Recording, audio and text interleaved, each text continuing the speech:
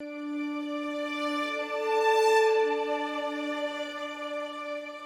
after show talk right there. Yeah, that is after show talk. All right. Hello, everyone, and welcome to Fate's End, a homebrew Dungeons & Dragons game driven by fate. I will be your tale weaver for the evening. Let's go ahead and shout out our partners this evening. But first, we want to shout out Tabletop Audio, tabletopaudio.com for the ambiance we use in our shows from time to time. We also want to shout out Nine Realms Gaming, our partner. They create top-notch gaming accessories from the finest woods this realm has to offer.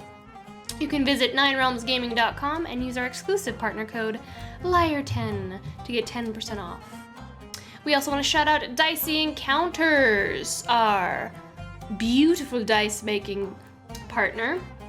They make gorgeous handcrafted dice for the most dicey of encounters, and you can head over to diceencountersdice.com and use our exclusive partner code Lyre10 to get 10% off your purchase. Shout out to Sirenscape for the ambient sounds and music and their online player that we use on stream. We use their sounds from time to time as well. Oh, do you not have...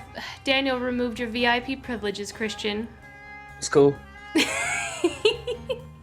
That's what you do, so whatever. Here, I will put those in chat for everyone. I ain't a VIP, no way, y'all. I'm just here. I play the game. That's all I do. You can also follow us on social media by using the command socials, which I will put in chat now.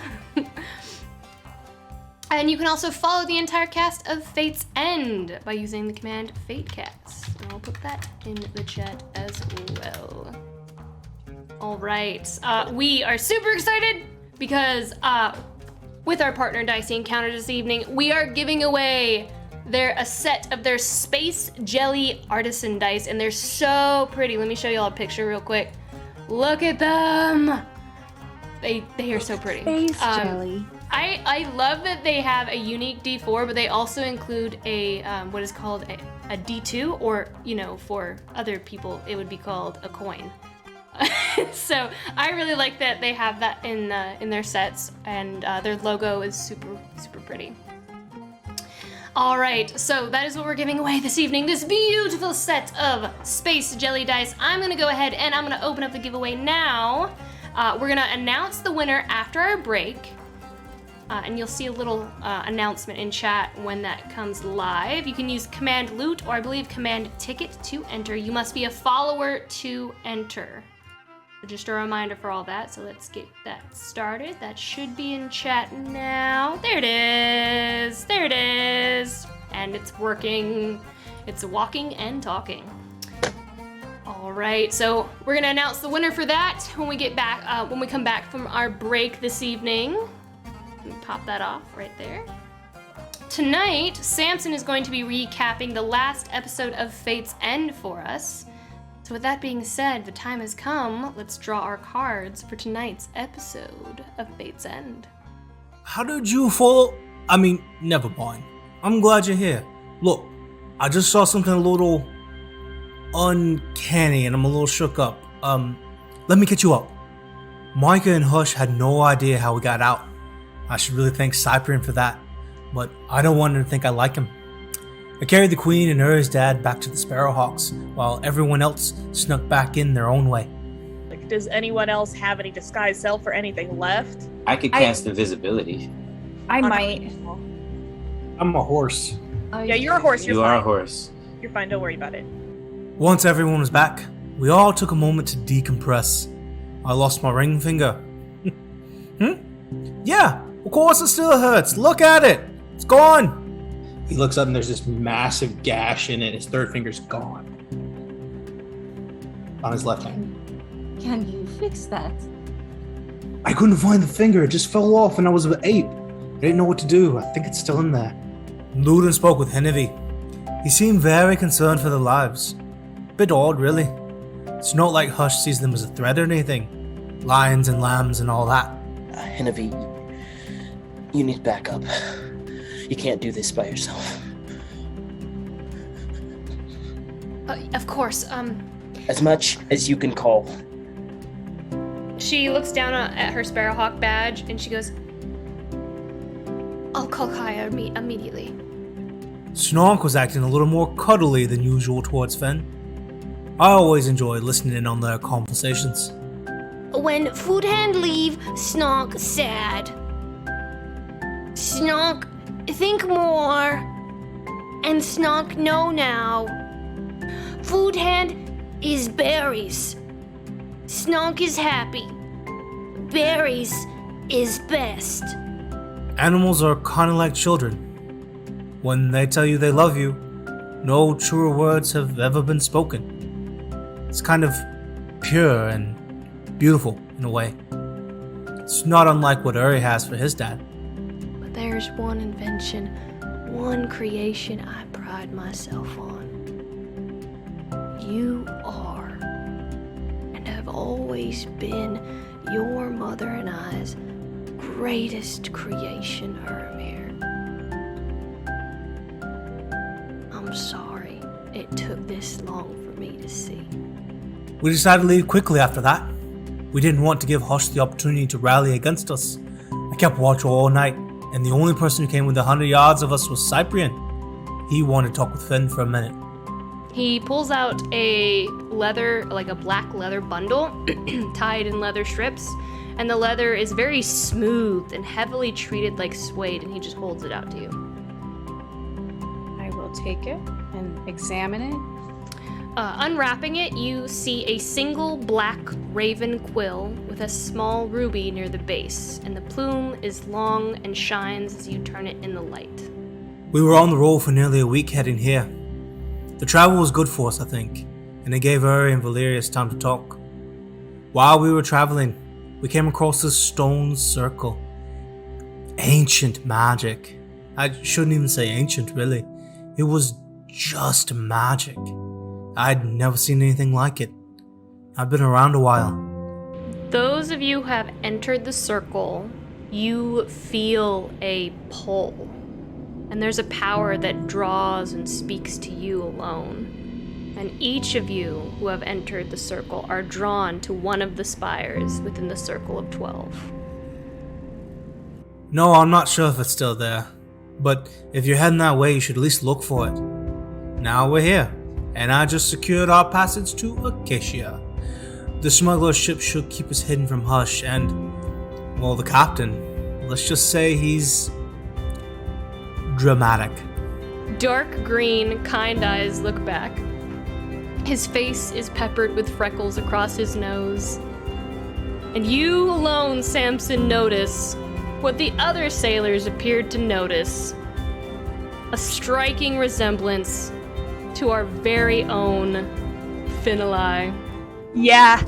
Uh-huh. Uh-huh. Uh-huh. Oh, fuck me. It was uncanny. I think Finn lied to me about his dad back in Sable. I'll have to ask him about that.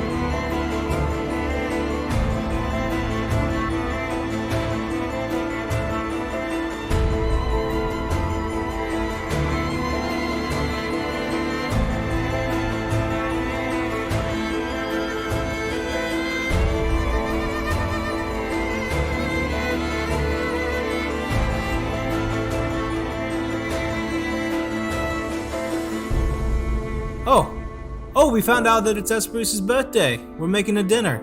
I need to go help Finn get her a present now. Got any suggestions for me?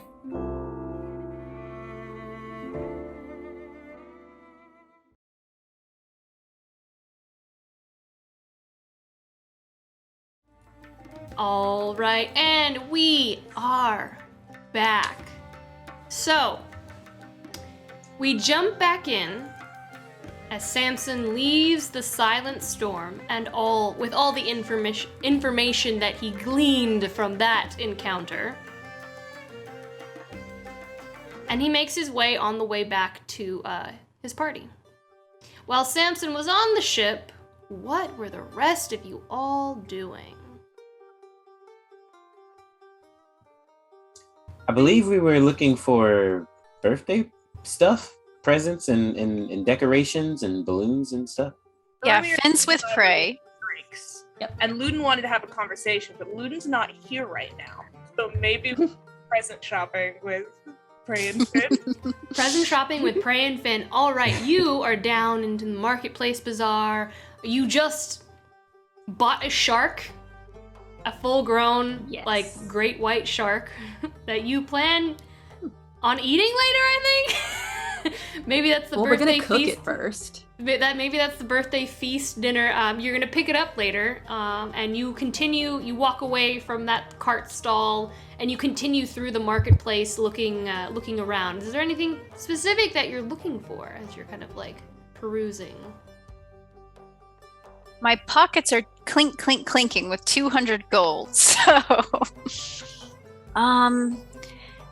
what do you think we should find? Let's see. So let's look around. What's around us right now? I mean, there are so many different things that you could buy at this market stall. You can buy incense and spices, different varying pigments, powdered pigments for paints.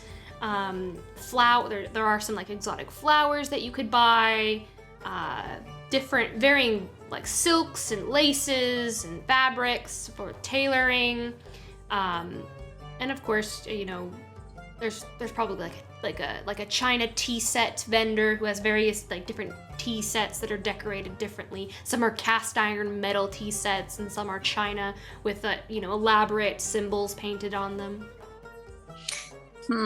Well, this is an occasion, right? So maybe we should he looks over and sees the flowers. Let's get flower crowns for everybody.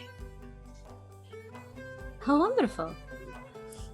Okay. It's traditional to put flowers into the birthday braid. Oh, yeah, let's do that. Okay.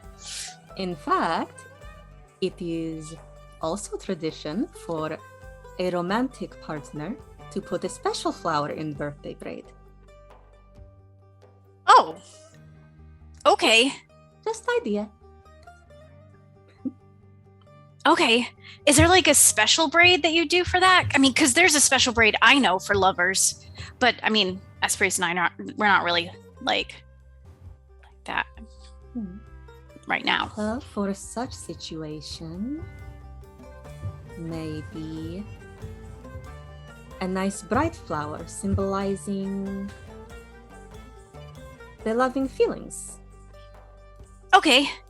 I mean, I think orchids kind of represent that, right? Oh, those would be nice. They kind of represent, beauty and maturity and sometimes death, which I think Hesperis really likes. So let's get some orchids for her. And let's do like the flower crowns for everybody else. That sounds wonderful. Okay, so we go up to the vendor. Hi, we would like to order. Oh, we would like you're at the Kroger and you're filling out the birthday cake thing. Finn just takes like a handful of gold and puts it on the counter, starts counting it out. Like, we would like 7 birthday crowns, and we're not making a crown out of Hesperis's, right? Putting it in her hair? Yes. Okay, and just a handful of orchids, please. How much gold do you just put down before even asking how much it costs? Oh, God. He probably just takes a handful out of his pocket, somewhere like 15 or 20. Gold? I mean, Samson gave him 200. The vendor looks at you and it's like, right away, yes. Yes, right away. You paid that was like a 5 silver purchase, but okay. The guy is just like super excited, like, I will craft you the finest crowns, yes. Yes, and very quickly too. You come back and you buy more. Yes, you buy more. I mean, this is probably all we're gonna need, but sure. But you remember the craftsmanship and how beautiful, and I package it up very nice for you, and you come back when you need more, because I do a good service for you, yes. Okay, we're only gonna be here for like 1 day, but I'll remember you, I guess. Yes, this is flowers and flapjacks. My shop, yes. Okay, flapjacks, huh? Flapjack? It is a special bloom. Why is it special? Well, it is very circular, round, perfect circle. You will not see a single bloom that is as perfect a circle as this flower. Do you think we should get Hesperis flapjacks? I bred it myself. It also looks like a pancake. Okay, we'll take some flapjacks too. Of course, Your of finest course. flapjacks. He begins he gathers and he begins. Would you like this to be in the crown as well? You know what? I give you a crown. You decide whether you want it or not, and then I will also give you a bouquet as well. Okay. Excellent. They smell beautiful, like maple syrup. And he Maple syrup packages it. He packages up and he hands it over to you, and he is beaming with all the money you just gave him. I am confused, but I trust you. Thank you. All right. I think I just need to find a carving knife now, and I'll be good. A carving knife? Yeah. I'm thinking about maybe hand making something for Hesperis. I mean, Samson gave me all this gold, but I don't think it would mean as much if I just went and bought something really big and fancy. I mean, Hesperis has everything. She has like perfumes and incense. I wouldn't even know what to get her. Well, I'm sure anything you made would be absolutely perfect. Thanks. I hope so. Do you need to get her anything? Probably many spices for shark. Oh, yeah. Otherwise, it'll probably end up being really, like, sea salty. To be honest, I have never eaten, but we make work. Okay. So we run off to find spices and a carving knife. You buy spices. What goes with shark? Are there any particular spices that you had in mind that you would like to purchase, or is it just like general spices that you purchase? She's going by smell. She's going by smell? Yep. Starts picking up and smell. Like Ratatouille. Remy the rat just walking over, like, some of it kind of goes up your nose from time to time, and you from getting too close. And we'll say you get a variety of spices. Maybe some smoked paprika. I think smoked paprika smells really good. Rosemary is very aromatic. And mint. Mint is a very aromatic spice. Yes, she gets all that shit. Smoked paprika, mint, rosemary. I guess you don't get salt because salt doesn't really smell. I don't think salt has a smell to it. I think it comes with salt, really. It comes with sea salty. There you go. All right, so you get those herbs. Finn, you grab just a regular carving knife. Yeah. So you find you end up finding just a typical carving knife. Probably has like since it's close, so close to the coast, it probably has one of like those pearlized handles made from like the inside of oysters and other shellfish. I'm sure that you've seen it before, where it just looks very pearlized, and a handle's made out of that, but it's a simple carving knife. And we'll say for a simple carving knife, again, maybe like 3 silver, unless you just hand over another bucket full of money for it. I guess he'll give like 1 gold. You give 1 gold. Okay. You give 1 gold. Again, the shopkeeper is like, yes, sir. And like, just, I will tie it up for you, yes. And again, you get like that same, like, you come back to my shop, I will have much more for you. Like this over-eager excitement for you shopping with this individual. I don't need a bag, but thank you. I'll just put it in my bag. They really like these yellow rocks. They do. You put it in your bag, Finn? Yeah. One of your, at this point, one of your, oh my god, shoulder straps snaps. Oh. I'll just one arm it then. One arm, and it's just kind of like dangling there. Like, it's like, it snaps and it just off your back to the side, and it just kind of like. That's okay. Sways. I can fix it when we get back. It does this sometimes. Okay, I'll help. So Prairie just kind of like picks up one end, and she's also carrying the shark. Wait, what is your strength? Wait, whoa! What is your strength, Prayar? Don't worry about it. That thing is huge. Can I help her carry the shark? Shopping cart they're dragging behind them that has a certainly can. Like tail and head? Yes. Right.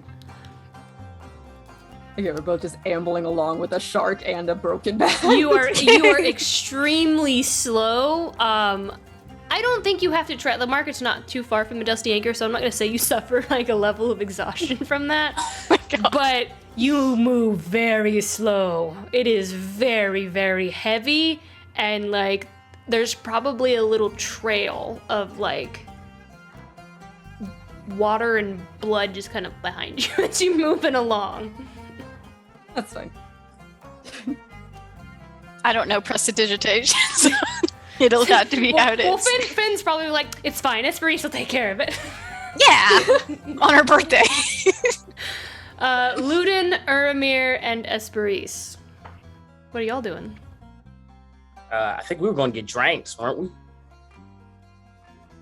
Yes, I think so. Okay. So, I assume we're already at the bar, right?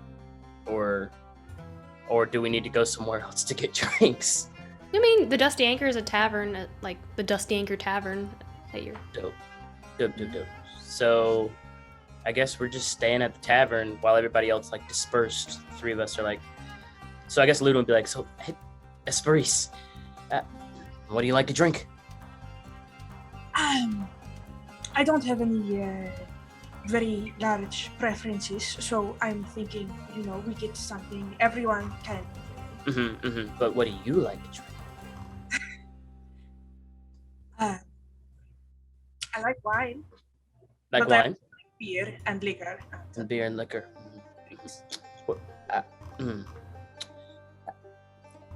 If we weren't here, Hesperis, what would you get? I would get a Chardonnay, but it does not have to be this. Uramir. Chardonnay it is. All right. So, Ludin's gonna walk over to the bar, and he's gonna be like, hello. What can I do for you, friend? Long time no see. I don't remember you. You are Ludin. Yes, you got your own room the last time you were here. You remember me, of course, correct? I do remember you. Could you get me 5 bottles of Chardonnay? Of course. I can get you some white wine. Yes, of course. Actually, can you get me 7? Seven bottles of white wine. Yes, 7 bottles. Of course, that is 10 silver piece. So 1 gold, or 10 silver a piece. So which is, I think, 1 gold. gold. Yeah. Oh, okay. So the whole thing's 10 silver. Okay, yeah. So he'll give 1 gold, and then he'll think better of it, and he'll actually ask for actually, I don't know how this would work. Can I actually get 10 more bottles just in case? 10 more bottles. Goodness, sir. Yeah. Two more gold, I think. Yes, that is. I can do that for you. That is quite a. Are you planning to have any kind of a party or of some sort? Are you expecting more people to be here? I have no idea what we are planning, but I do want to be prepared in any situation. And in terms of your finest room, how much would that cost? The finest Your room? biggest and finest room, yes. Oh, that would be quite expensive. That would be 20 gold for a night. He'll give 20 gold. This is out of my own little bank, by the way. Our keeper of the gold. Okay. Yeah, so he'll give 20 gold. He'll take the keys. It will be the room on the very top. Perfect. Thank you. And he'll take probably like 3 in each hand, and then look down at like the remaining, and he'll just like gesture to Urimir, like maybe he can. It's quite a few.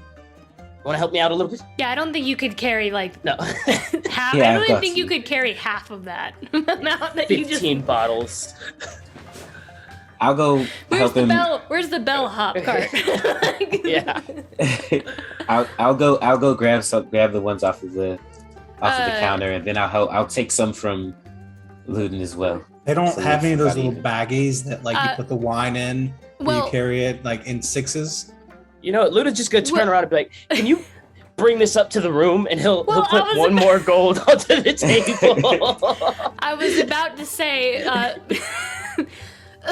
Do not trouble yourself. You have purchased a very expensive room, and with that, there comes some very nice privileges. Please let my attendants help you. and you see like 4 or 5 individuals come and grab it, and they begin taking it up to your room.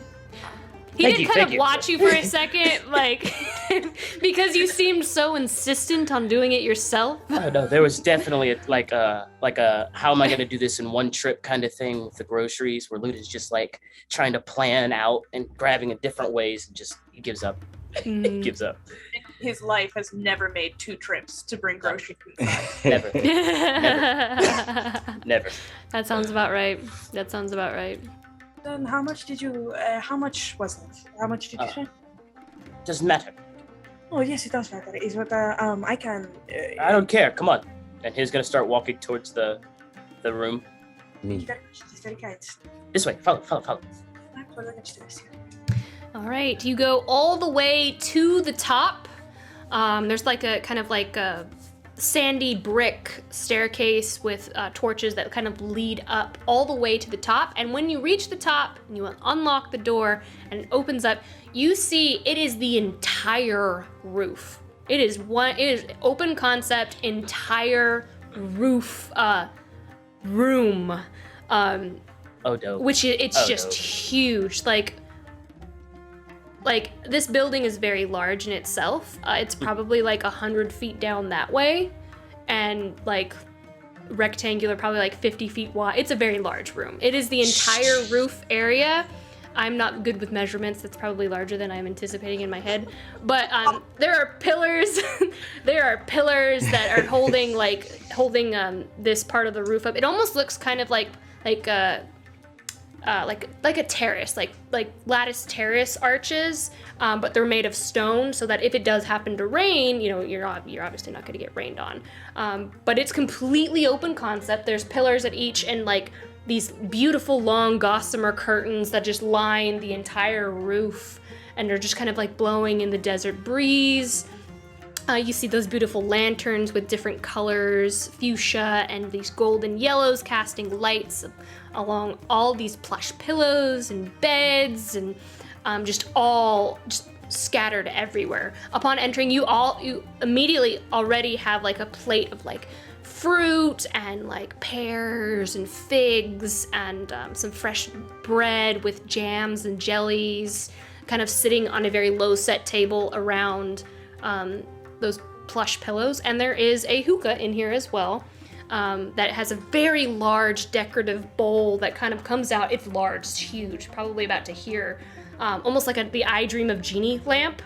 and just kind of like curves and wafts up like this. And there's already a iron kind of like container filled with hot coals that are just kind of like simmering, with a dark lacquered box with what you can assume is probably tobacco sitting and just waiting for you. Everything that you could want is already in here, essentially.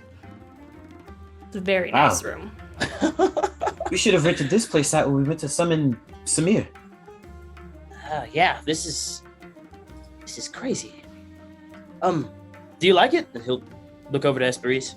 Yeah. It's very beautiful. Yes, it's lovely. I like it quite a bit. Do you think we should be? It's very large. Should we be inviting more people? Do you want to invite more people? We can invite whoever you want. I mean, everyone I know is already, with us. Maybe when Samson gets back, maybe we can ask if maybe he wants to invite the crew of who we will be sailing with and make acquaintances. Well, it's not Samson's birthday; it's yours. Do you want them there? Sure, it would be nice, I think. But okay, yes. So that's a yes. Yeah. All right, we will definitely do that. Good first impression with new traveling companions.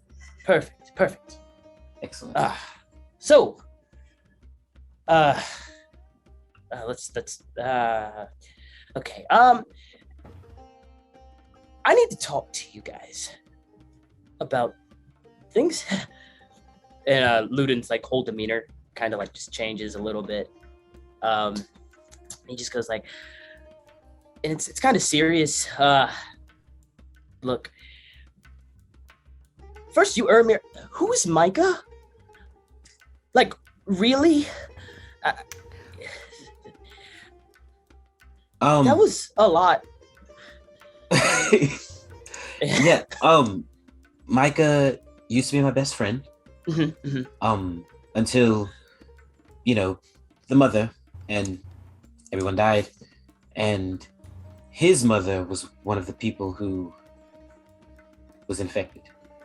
So he blames me, which can't say I don't understand why.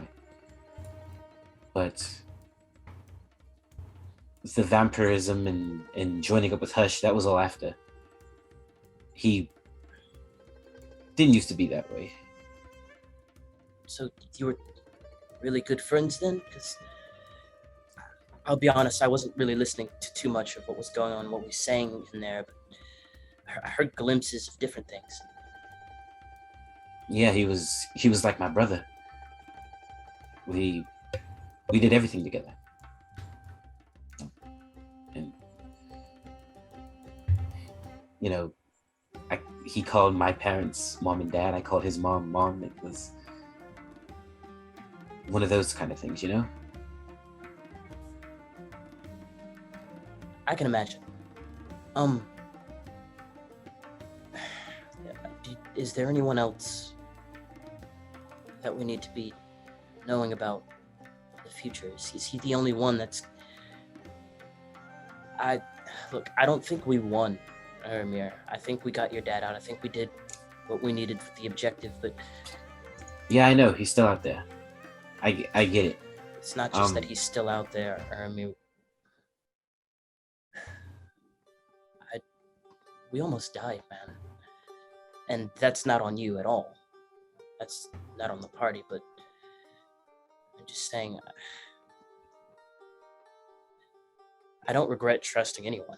I think that you guys pulled through with making a plan, but I was scared, and it was just a lot, And this isn't on you. This isn't saying that this is on you, but this is just saying, is there anyone else, man? Ludin, no, I'm pretty sure everyone else from my home is dead. Listen, we did win. Okay? My father's alive. And everyone came out okay. No one died. And it's Hesperis' birthday. Can we just have a moment to breathe? After everything that's happened, don't you think we deserve it? Well, two things. First, it is all right to have serious discussions on my birthday. I think it is very healthy and good. The second is, I don't know if this is relevant, which is why I don't bring it up till now. You remember Cassis has a vision, and this is Micah. Yes, in the vision. I remember. Yes. Well, I do not think this is a problem. Again, which is why I don't bring it up. I don't know what it means, but he did describe someone else in the vision, who is someone that I know. But from what I know of her, I do not think this would be a problem at all. I just want to share in case it does come up, since you are asking.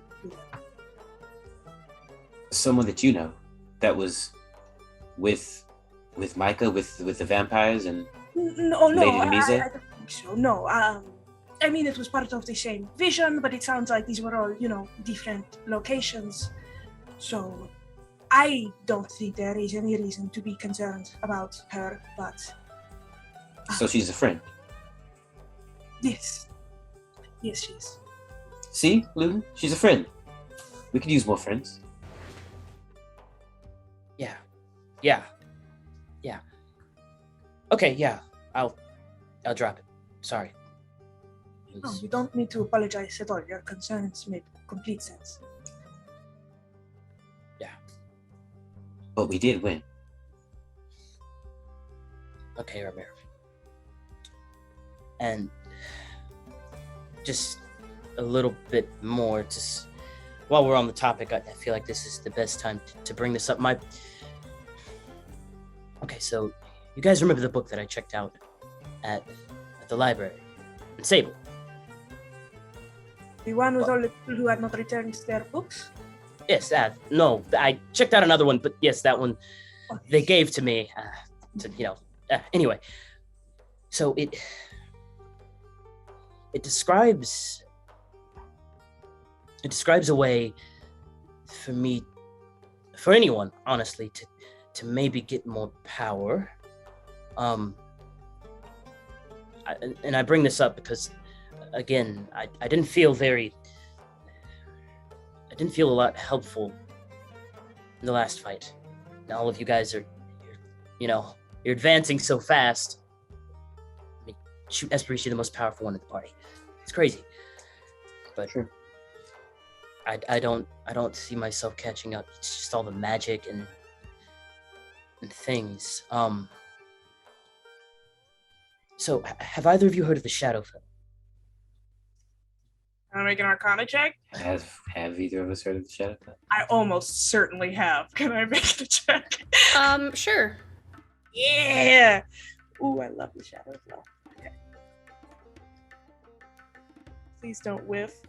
16? I mean, it's fairly common to know like that the Shadowfell exists. You definitely know it exists. You have some common knowledge of it, and the creatures that exist there. So everything that Ludin is about to tell you is going to sound very familiar. Say everything. And I only say that because I would tell you more detail, but like I don't have his thing pulled up in front of me right now. And I don't want to like break Yes, I'm familiar with it. Okay. Yeah, it talked about those things, and all that to say, Ermir, would you, if I asked you, could you write, what was her name? Oh my God, was it Raymirith? What? Okay, yeah. Could you write Raymirith in the future to maybe? I think she's the one that might be able to help me. Yeah. Yes. No. I'm sorry, you cut out there for a second. Oh, sorry. I said, could you write Raymirith, and just tell her I would love to speak with her about these matters in particular. I'd send a message myself, but I don't have any means to. And Hesperis, I just would need your help if things went wrong and what I'm asking her. And if she says no, there's no point in us even going further with it. But, you know. Yes, can I ask what your intent is exactly?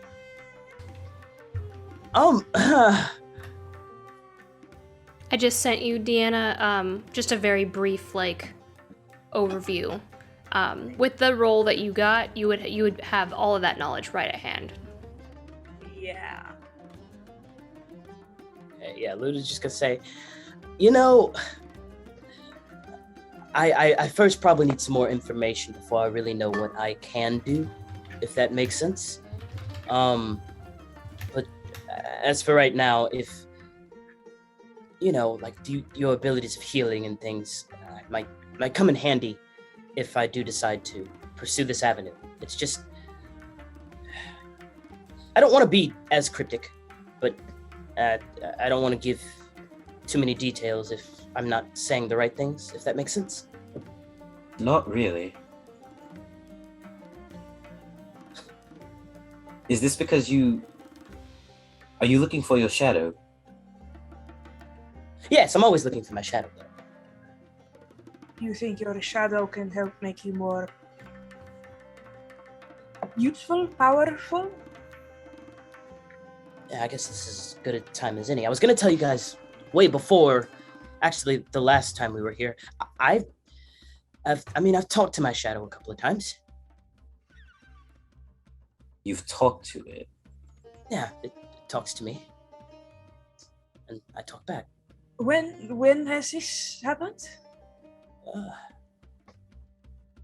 3 times since we've been together? 3 or 4?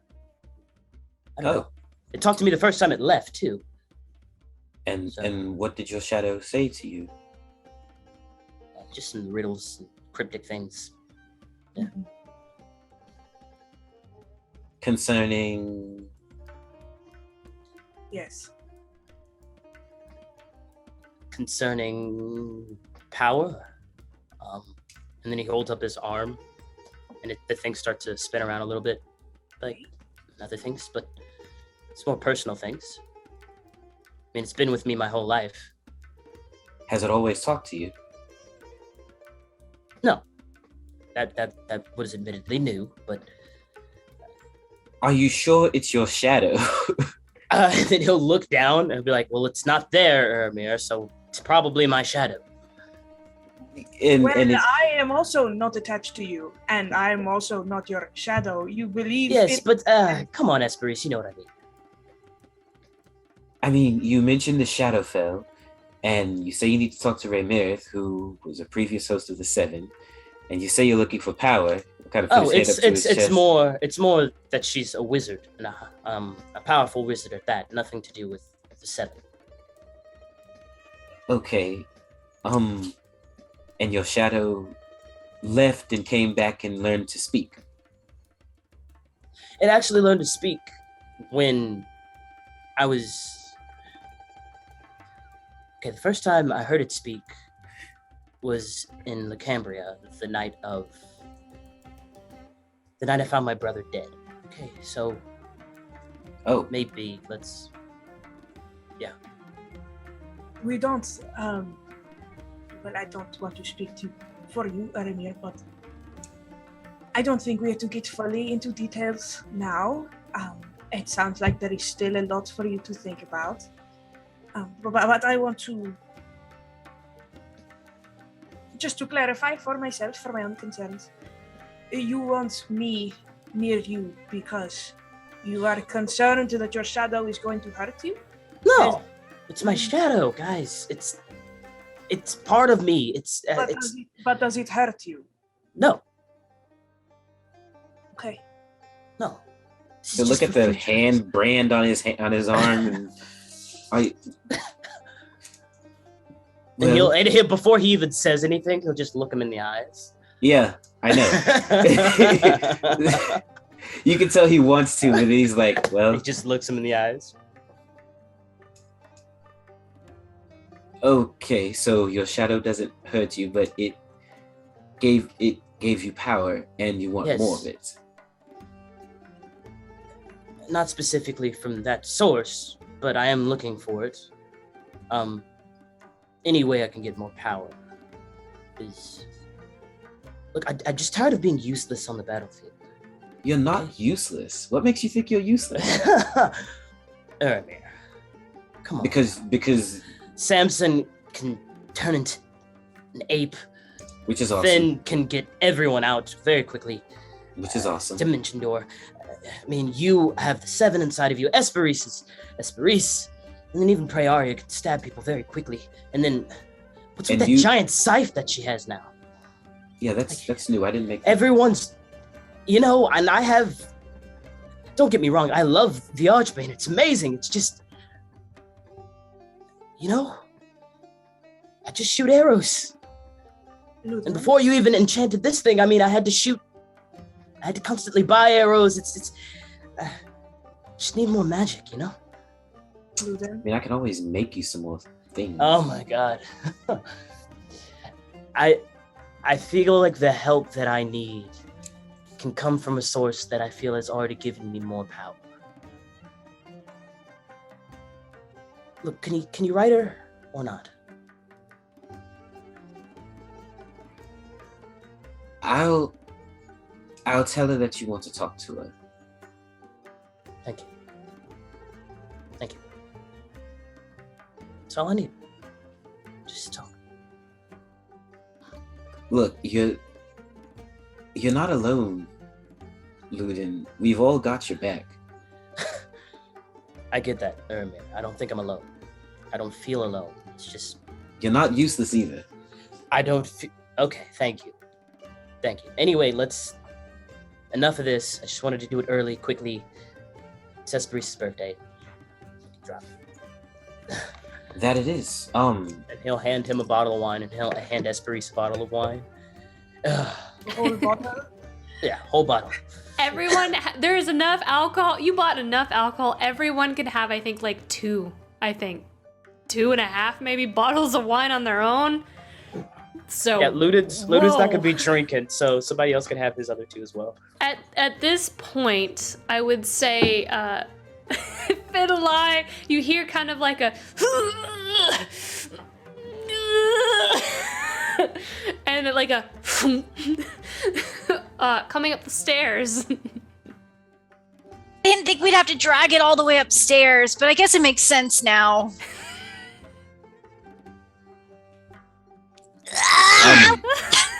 Is there Uri a kitchen in here? Uri will poke his head out and look. Luden won't. You see Finn and Praeria dragging a giant great white shark carcass. Hi, Uri. He goes to wave and Hesperis, do you like fish? Yes, fish is fine. Yes, lovely. That's what she said. Okay, we have okay, no. We've got a lot of fish. I'll go down there and help them out because I see them struggling. It's technically a shark. I've never had shark before. Well, it should taste like fish because it has eaten fish and also like a boat, I think. But you got. Did it eat both? I think so. Like, or parts of a boat. Well, we won't eat the part. We won't eat the part with the boat in it. Yeah. Finn, you guys all bring it through the door head first as this massive shark head comes through. There is again, this is a very nice room. You see a table with a grill built into the center of it, circular style, where you could cook at the table if you wanted. There is like a little kitchenette area with a big cauldron for cooking if you so chose. We also got flower crowns to celebrate the occasion. He'll go around. He'll put one on Ermir's head. He'll put one on Ermir's dad's head. And Cassius. And Luden. He will take And it. Valerius just watches as everyone gets flower hats except him. They're pancake flowers. Ludin Yeah, will she said go she put over one on and give. Rivier's dad. Oh, he did? Oh, okay. Yeah. You said really, He yeah. was the first one who got a crown. Ludin's gonna take his off and just put it off to the side because he remembers the last time that we put on flower crowns and he wasn't happy. Ugh, No that was funny back in the business. Feywild. No, Ludin, you have to wear it. It's for Hesperis' birthday. Hesperis, do I have to wear the flower crown? Yes. Why? It's very nice, Luca. See? At We this also point, got you He'll cast, fabulous crown of flapjack. he'll cast detect magic. Does the flower crown magic? Flapjack? no, it's not magical. Down for 10 minutes. I ago. mean, the scent is magical. It smells like maple syrup. Hesperis, I'm worried about Luton. I think he might have PTSD. It's very sad. He'll put on the flower crown and he'll go hold, like he'll grab his quiver and he only has like 7 arrows left, but he's just gonna hold on to them underneath his arm.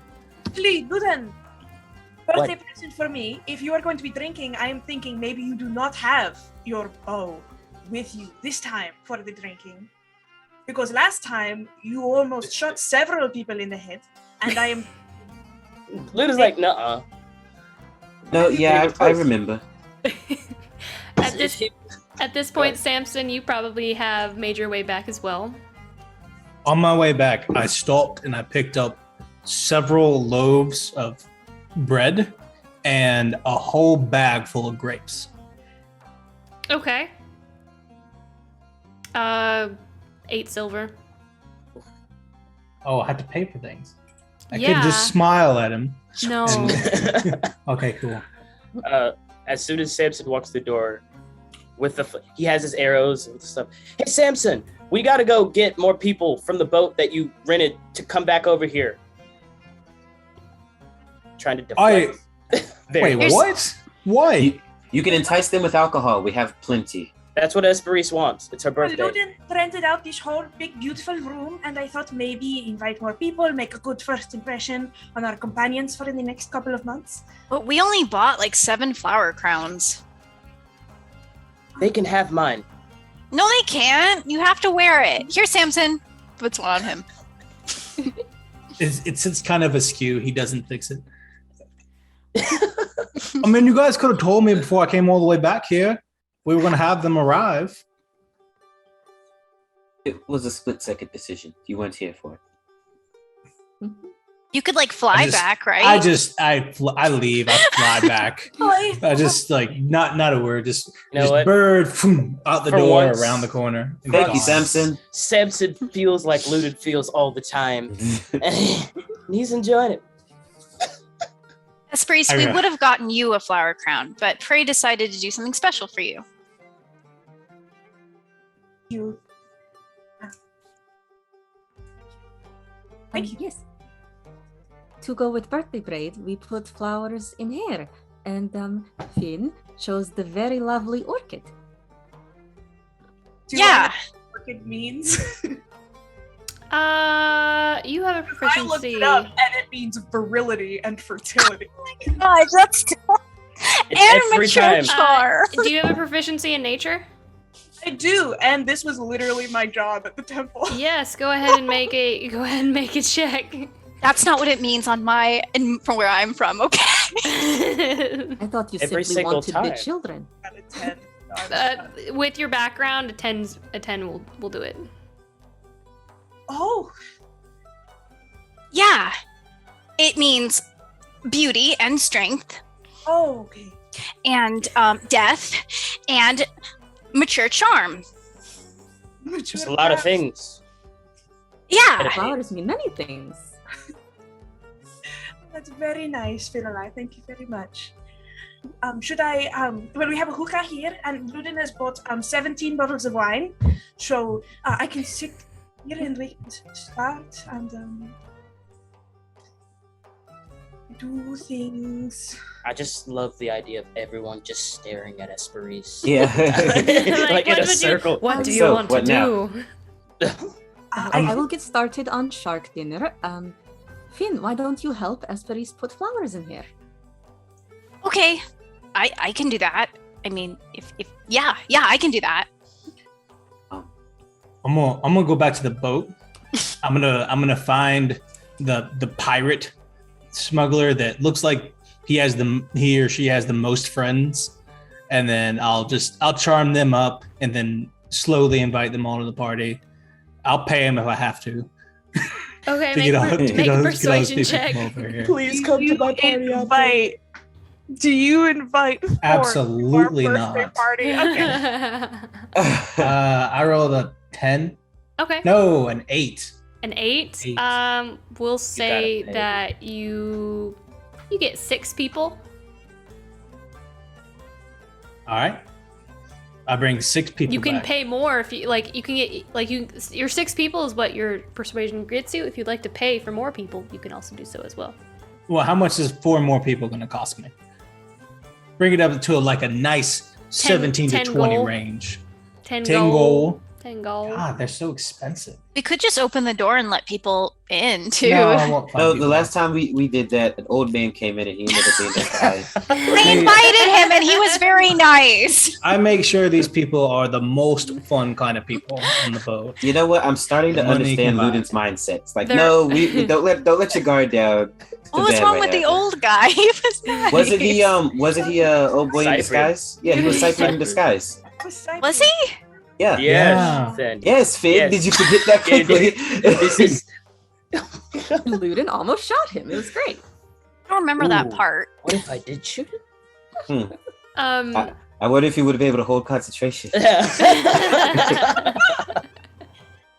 wanted to pull the shot glass off of his head and threw up while you were trying to do it. I distinctly remember throwing up flowers. Thank you. It was It was Pretty it was impressive. leaves. It was leaves. Well, maybe Samir will show up since it's a party. yeah. Uh, I'm Don't sure he has things to do. it's like yeah. yeah. Hopefully this party won't get that wild. I bring the wild to the party. Yeah, everyone that you find, Samson, essentially doesn't have any kind of rank on the ship, which makes sense. Oh no. The fun people don't have ranks. I bring the fun people. The fun I people got- don't have ranks. One of the guys, one of them's got a guitar. The other one brings some dice, like that sort of thing. Okay. Yeah. All right. Together they have a barrel of something they've all mixed together that resembles Punch Hunch Punch. Yeah. Oh no. That sounds about right. They come in, bringing it on their back, like on a barrel on their back. Is there And, only one hookah? Can we get more hookahs? You could call for more hookahs up to the room. I call for more hookahs. Yes, you have attendants in your room, and Oh. they kind of walk over. Like one of them walks up to you. Yes, what can I do for you? And you ask for more hookahs. Yes, we're expecting a large party. We're going to need at least 5 more of these. Right away, I will get that for you. Please let me know if there's anything else that you require. And she walks away.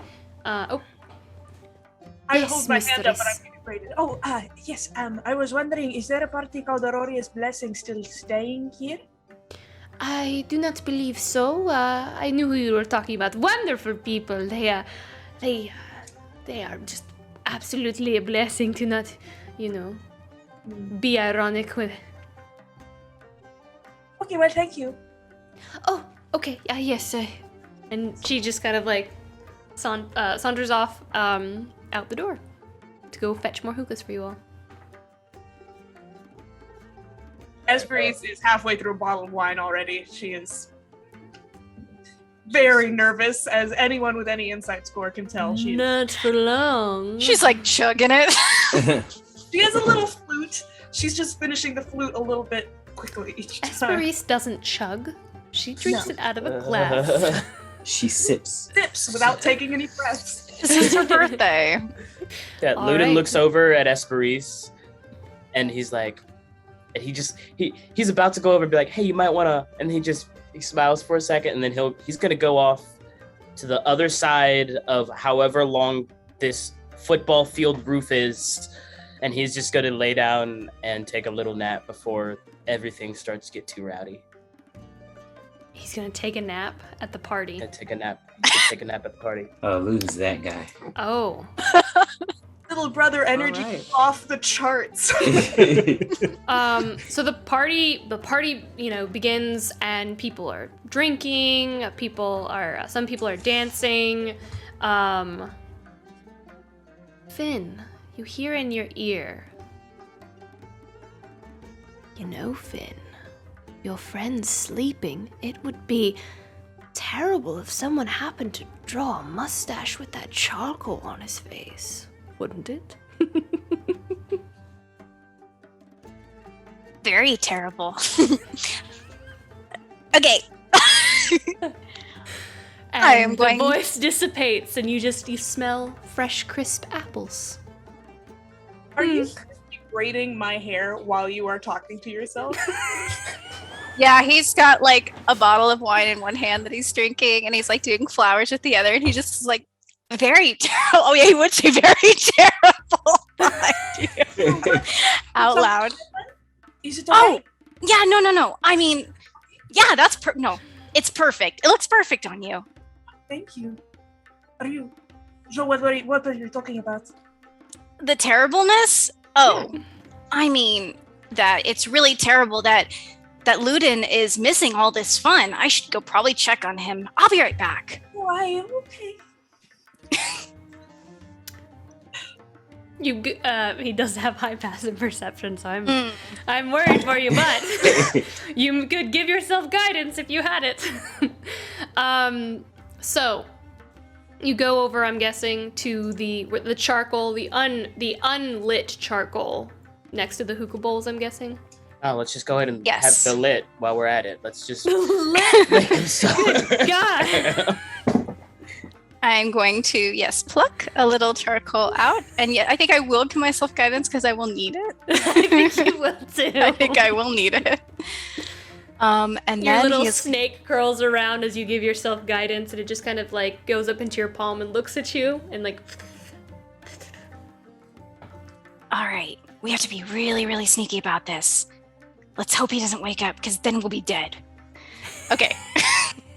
So he's gonna tiptoe over. All right. Make a stealth. No.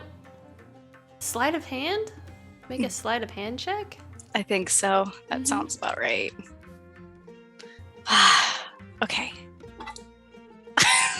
Guidance. Okay, and I get to roll a d4, right? Yeah. Yes, okay. you do. That's so annoying. But it doesn't even matter. Oh my god, that is amazing. I would just. His passive perception is 21, and you rolled so beautifully. What does this look like, Fiddleye? So he's like doing his best artistic skills, as you saw at the temple. Very beautiful. So he's got his tongue out. He's like focusing real hard, and he does like a little curly mustache.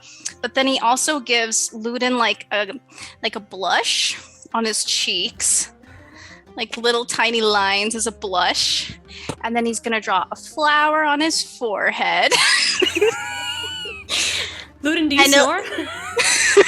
No, I do not. A little goatee. He almost like makes a sound, but then he's like, I gotta go. Luden, I really didn't think Finn could do it with your passive perception, but this nap is so, like, this chair, this large pillow is so comfortable and relaxing, and you are out. You don't feel a thing. This is the second time you've done this. Me? You can count. I'm gonna say Christians keep it count. Luden doesn't know. I know. Hey, he's gonna make his bouncy way back to the party and to Hesperis. Okay, he seems like he's fine. Good. Sometimes I feel like she's obviously a little bit wine at this point. Sometimes I feel like, he gets really, kind of anxious in social situations, and it comes out, as anger. So I really appreciate, you check on him. It's very nice. Yeah, I worry about him too sometimes. I think he just needs to loosen up and have some fun. Hopefully he does that this party. I hope so too. I need to get another bottle of wine. Okay, goodbye. Wander away. All right. Anything else that you guys would like as you guys are partying and drinking and the shark? How does the shark come along? You're proficient with cooking tools. Well, she's doing her best. She's just gonna prepare it like she would any other shark. She's gonna try to roast it.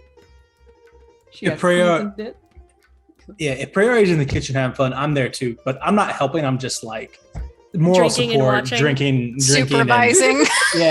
I'm in there around, like sitting on the counter, kicking my feet, that You're sort like of thing. you're like the person who's drinking while the other person's grilling, like in the backyard, like just kind of like, that's a good cut of meat. You got it. I think it's ready to flip too. It's a fine cut you got there. Fine cut of shark.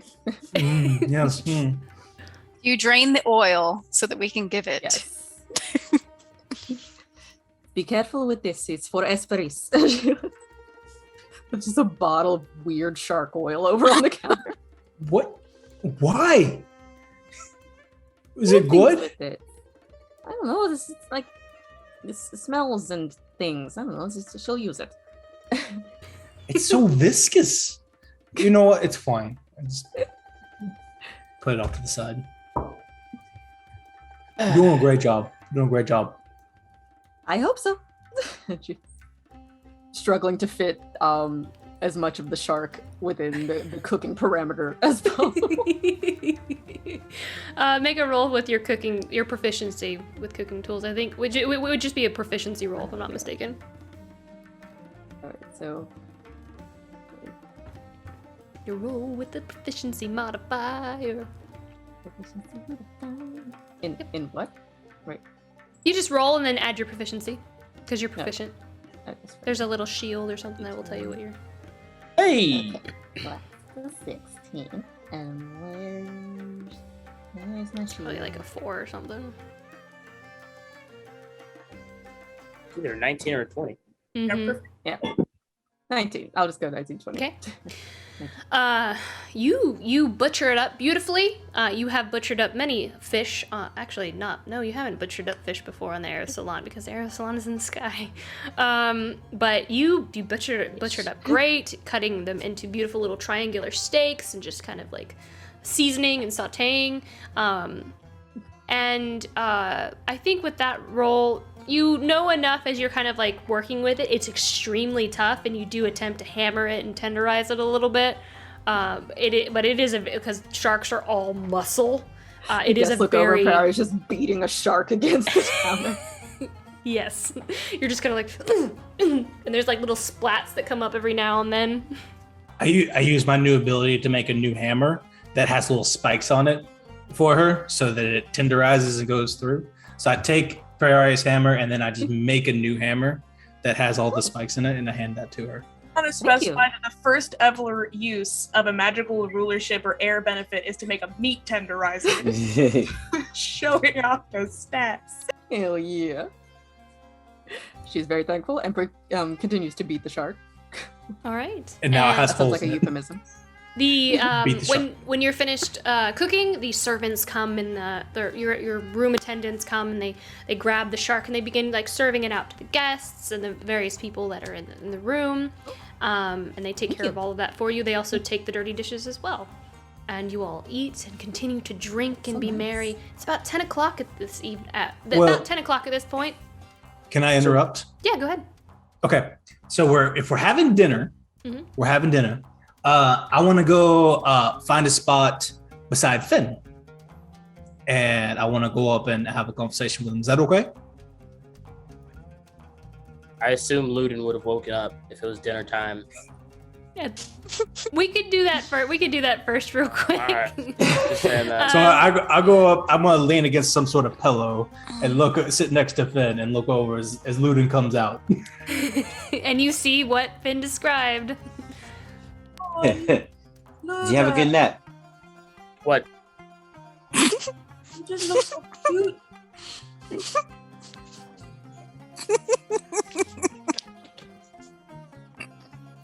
What? What? I pull out the bag of grapes I bought and I hand them to Finn. I start eating grapes. You see all of your friends looking at you as well as other people that you don't know who are at this party, just kind of drinking and smiling and but Feels whispering like the to one butt another. Of the joke. Just take his shark and go back over to his little sleeping area. No, Ludin, Look come at back! that. Come on back. Join us! Eating his own little thing. Nah, we're all laughing at Ludin. Like your strange birthday makeup. Nice to me on my birthday, so you need to sit at the table and have a shark that Birthday makeup. I prestidigitate him and mark it all off as he's discovering it. He's like, what are you talking about? Just makes him even more anxious. Like, what are they looking at? Kind of thing. He'll come back and sit down. Just squinting at everyone though. Just trying to figure out what's going on. That's how that's gonna. He's just gonna eat, squinting. A good fish, Priaria. Thank you for the fish. It is no problem. It is a most happy occasion, your birthday. Thank you very much. Snog really likes the shark too. I assume. Snog is like sitting on the plush pillow next to you, and he's just like a cow chewing and chewing and chewing, and he's just like trying to chew, but it is a tough piece of meat, and like he's just like he'll like spit it back up and then chew it back down and then spit it back up and then try to chew it back down. And he just kind of like he's very confused. Ludin will cast good berry and just sneak him over like 4 good berries. He eats the good berries with relish. Yeah, Finn. I don't think Snog likes fish. Why not? He's chewing on it. Yeah, but look at his face. And touch your nose. He's saying like, I don't like this. It tastes bad. Hey, Snog, do you like this shark? Snog chew. Snog chew and Snog chew and Snog fail. Tastes funny. Snog hungry though. Snog try. See? I guess you can have some of my salad. Here, I'll share with you. He just goes deep into the bowl, like, and you're just like, because he's getting so big, you're like, whoa! You like kind of like lunge to the side from like the impact of this massive pig going into the bowl that is in your lap, and he just begins like munching on it, and puts his front feet in, and just like his whole like half of his body is in the bowl. Oh my gosh! Ludin will look over at Hesperis and be like, just gonna try and get a read on if she's okay with all of this stuff going on at her birthday. Hesperis has had a decent amount of wine. It's a little bit into the evening, and she's leaning across the table to Priaria with her hand out. You know, the way the girls do when they're drunk in the bathroom. Priaria, Yes. the reason is because he's a pig and he's rude. And everybody else thinks that your fish is very, very good. It is just that Snog is being rude by saying that it is not. So I really like what you are doing, and I think you should be very proud of the shark. She's plastic. Okay. Thank you. Thank you so much, Hesperis. I do not begrudge Snog. Well, you should, because he's being very rude. He's being very rude right now. But that's okay. You're very nice. And you are very a little drunk right now. But that is fine. It is fine and fun. It's your birthday. You do as you want. Okay. Thank you. We should play a game. Continues to drink. Samson want a chance to talk to Finn before we... Yes, I know Samson wanted to talk to Finn. Yeah, I gotta talk to Finn. So I'll say. So while all this conversation is happening, I want to quiet aside with Finn, and the first thing I'm gonna say is, I love you very much, and I admire everything that you do. And I look at Ludin. I love you too, Samson. There are very few things that bring me true joy, but you are one of them. Question. Can I ask you something a little personal? Yeah, sure.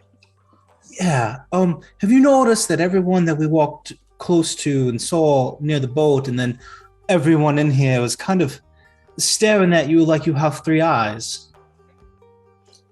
Yeah, it was a little weird. I don't think they've seen many half-elves before, maybe? I get that sometimes. I kind of think they have, actually. How do you know? I know. So here's the thing. Here's the real question. In your family, Ireland, right? Your dad? Do you and he share similar features, and does he have a great many number of brothers, perhaps pirate ones that go across the sea and smuggle the opposite of Arroya's blessing across the ocean? No? Wait, you're asking if Arlen has... Yeah, your dad. I'm asking if he's got a lot of brothers or something, No, I mean, a few, I guess. Not ones that are out on the ocean sailing ships or anything. Are you sure? I mean, well, let me ask this. Do you and your dad share a lot of similar features? Do you all look alike? I mean, not really. Hey. He, what? Hey, it's okay. If you don't want to tell me, that's fine, but like... I mean, it's like, not like really my, well, I mean, he's not like really my dad. He's more like my, like my mom's partner. I see. Okay. Yeah. Why are you asking me this, Samson? I want it. Okay. It's kind of like random. Okay. I mean, we haven't talked about this since forever ago, right? Like, yeah. There's no reason to bring it up again. No, there's not, and I don't want to any further. I have made a grand mistake bringing this up again. I did not realize that he was your mother's partner, and I didn't know that, and I'm extremely sorry for asking. I want to Finali. Samson. All of these people are looking at you a little funny. He's just like drinking. Because their captain and you share a great many physical features. And I'm not just talking about these. And I touch him, I flick his ear. Hey. It's not, like, playfully, not meanly. He still goes, hey. What, is he like blonde or something? Samson. Yeah, he is. It's a little darker than yours, but his eyes aren't. His eyes aren't what? They're not darker than yours. They're exactly like yours. What, like gray? They're like Finn. Samson, what are you getting at? What are you trying to tell me? I think I've gone as far as I'm going to. I want you to know that there's a man on this boat who looks a great deal like you. And that's all. And I don't want you to, like, feel weird about it when you see him, but he looks a great deal like you. How am I not supposed to feel weird about that? That's a little weird. It is. That's all. It is. He takes a drink. Okay. I don't know anything. I don't know anything about it. I don't know anything about him. I don't know anything about you. Would love to. Okay. All right. Okay. Can we talk about something else? Yes. What'd you get for Hesperis? She's very drunk right now, so she can't hear us at all. It's fine. I got her some pancake flowers. Go ahead. Perfect. Perfect. Maria, I want to tell you, you have the best eyelashes I have ever seen. They're just long and fluttery, etc. What is a pancake flower? It looks like, well, look at her hair. Look. Ah, okay. They're very round and they smell like syrup. And I also fine choice. I also Fine figured choice. I'd hand make something for her. Before the day's out. I mean, I'm gonna try. I'm gonna try my best. You need me to distract her for a little bit so you can get away and do that. Maybe after this dinner's over. I figured I'd maybe do it before bed. Whatever. I mean, if you say so. I don't really know how long it takes. What, are you two not sleeping together tonight? What? Like, don't you guys always stay together? Oh yeah, I mean normally You guys- we sleep yeah, you next guys to have one another. You guys have shared a bed every night for like 4 months. I mean, yeah, but I don't know, maybe. But she'll be Nice. asleep. So I know when she sleeps because she does her whole, face routine and then she goes through the motion. I know exactly when she sleeps. Anyone could make basically anything in the time that takes. Yeah, hopefully. That's what I'm planning on. I don't want to leave the party. It's fun so far. Okay, cool. We should play a game. Yeah. Okay. Very much like games. So, do you have an idea for a game for everybody? For everyone is having a nice time, yes? Yeah. Okay. Oh, yes. We should play the game that we all played. Well, some of us played when we first met each other. You and Luden haven't gotten to play with us yet. What do you think? I love it. I don't know what it is. It's called Two Truths and a Lie. And we have to tell two truths and a lie, and then we have to figure out which one's the lie. Right, Samson? Yup, that's it. You gotta guess what the lie is. Luden's been looking, he's just looking at Eramir, and like his face hasn't changed, but he's just like, no. And he'll, I think you muted Brandon, but he'll also be like, you tell them no. Yeah, Eramir's about a bottle of wine in at this point, and hearing that this game is about to be played, he just cracks the biggest smile. No. He's just grinning at Luden. I think it's a great idea. Luden was like, y'all go ahead. I'll be right back. I have to go to the bathroom. And he'll stand up and walk out. Wait, Luden, aren't you going to play with us?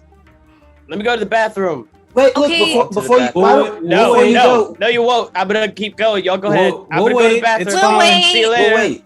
Well, I don't know. It might be a while. I mean, Yeah. can't you hold it? No, can't. Goodbye. And he's gonna leave the room to go to the bathroom because he can't lie. Sounds like you just did. He didn't lie. He had to go to the bathroom. So he went. He Of did course, we play a have to game. go to the bathroom, not because he actually had to go to the bathroom. He just had to leave. Yeah, he had to leave. He had to So- not be here. He had to go to the bathroom. Of course, we Exactly. mention a game and Luden runs away because it's fun. Pretty much his MO, yeah. Mhm. How are we Okay. supposed to get close if he runs away every time? We should go play in the bathroom. He can be in the stall and we'll just be outside. Yeah. Let's I love do this. it. I love this idea so much. Okay. We pretend not to hear the bathroom things. Yeah. We I got can make stuff prestidigitation. smell good. Mm-hmm. Yeah, so Luden would have gone to the bathroom, opened the door, and then walked out of the bathroom and started just to walk towards the lobby. because he went to the bathroom. We're making our way to the bathroom. You would I feel like we intercept each other, right? You would intercept each other. You would have to go downstairs, down the stairs. Like We're on the roof, bruh. I think you can't hide him here. I think at Christian's request, we can say we didn't find him. No, I mean, That's like, if y'all okay. want to find him, y'all can. I mean, it's gonna be more awkward because Lou's just gonna be like, "No, I'm not playing." If he doesn't Open the bathroom. Luden! No. And you hear like, "No, I'm George." Look, if he really doesn't want to play, we shouldn't make him play. Okay. Yeah, it's fine. I'm sure he has his reasons. Hesperis has decreed it that he does not have to play unless he wants to. Because it is my birthday, and you all keep talking about what I want. What I want is for us to leave Luden alone for like 45 minutes. Okay, I'll set a timer. Put it on the clock. Well, since it's your birthday and you're the only one of us here who hasn't played, what are your 2 truths and a lie? I make a mundane object that is an hourglass. It's exactly 45 minutes. I put it on a table and turn it over. And I am a monster now. It's already coming in handy already. Let me think. I'm not very interesting. My siblings are more than 200 years older than me. I've had my wings my entire life, and my very first spell thing was a suggestion. This one's hard. Ooh. I will say that you are lying about the wings. Ditto. Okay, do I say if you are right or wrong, or do I wait for it? Wait till everyone else Yeah, wait till everyone guesses. guesses. You don't think she was born with wings? No, absolutely not. You think they just like showed up out of nowhere? Do you think she grew them? I mean, they do kind of just show up out of nowhere when she summons them. Oh. Like maybe she found them? Yeah, I found them on the floor. Sorry. Okay, I'm gonna go with that one too. I will go first spell suggestion. No, that's definitely the truth. Yeah, it's no fun if we all say same thing. Okay, well, Prearia is the only one who is wrong. I'm sorry, Prearia. I think it's correct, to make the game more fun, you had to guess something else because, they started. I did not find them. They grew when I was young-ish, but they came out and they were like little, things sticking out of my back, very disgusting for a while. And it's actually the same time I do suggestion at the same time for nobody look kind of thing. So I'm very fun. Okay. Interesting. Claire takes her drink. Okay, who's next? Okay. Ooh, Irmer's dad, you go next. Oh my god. I don't know anything about you, Valerius. Jesus, I wasn't expecting this. Okay. Well, maybe Uri should go first and then Irma's give me a dad. second to think about that. Maybe Uri, why don't you go first, then let your dad go. Look, we've all been traveling for so long. I feel like there's nothing about me you don't already know. There's gotta be stuff. Come on. But there's lots of things that I don't know about you. I don't know what your favorite color is. You could lie about that if you wanted to. Somebody else go. Okay, I'll go. Okay. All right. You ready? Okay. 2 truths and a lie, so I have to lie. Okay. All right. So, I never had a pet before Snonk. I didn't speak out loud for the first 5 years of my life. And I've never had a crush before I met you guys.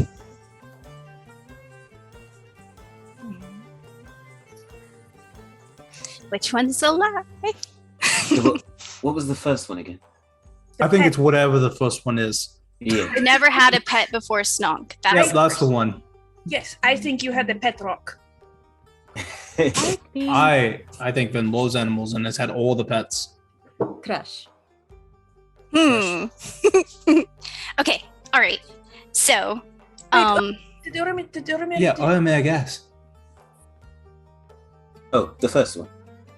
The first one. What is the first one, Ramiro? Were you listening, or did you just say first one? No, I was listening. He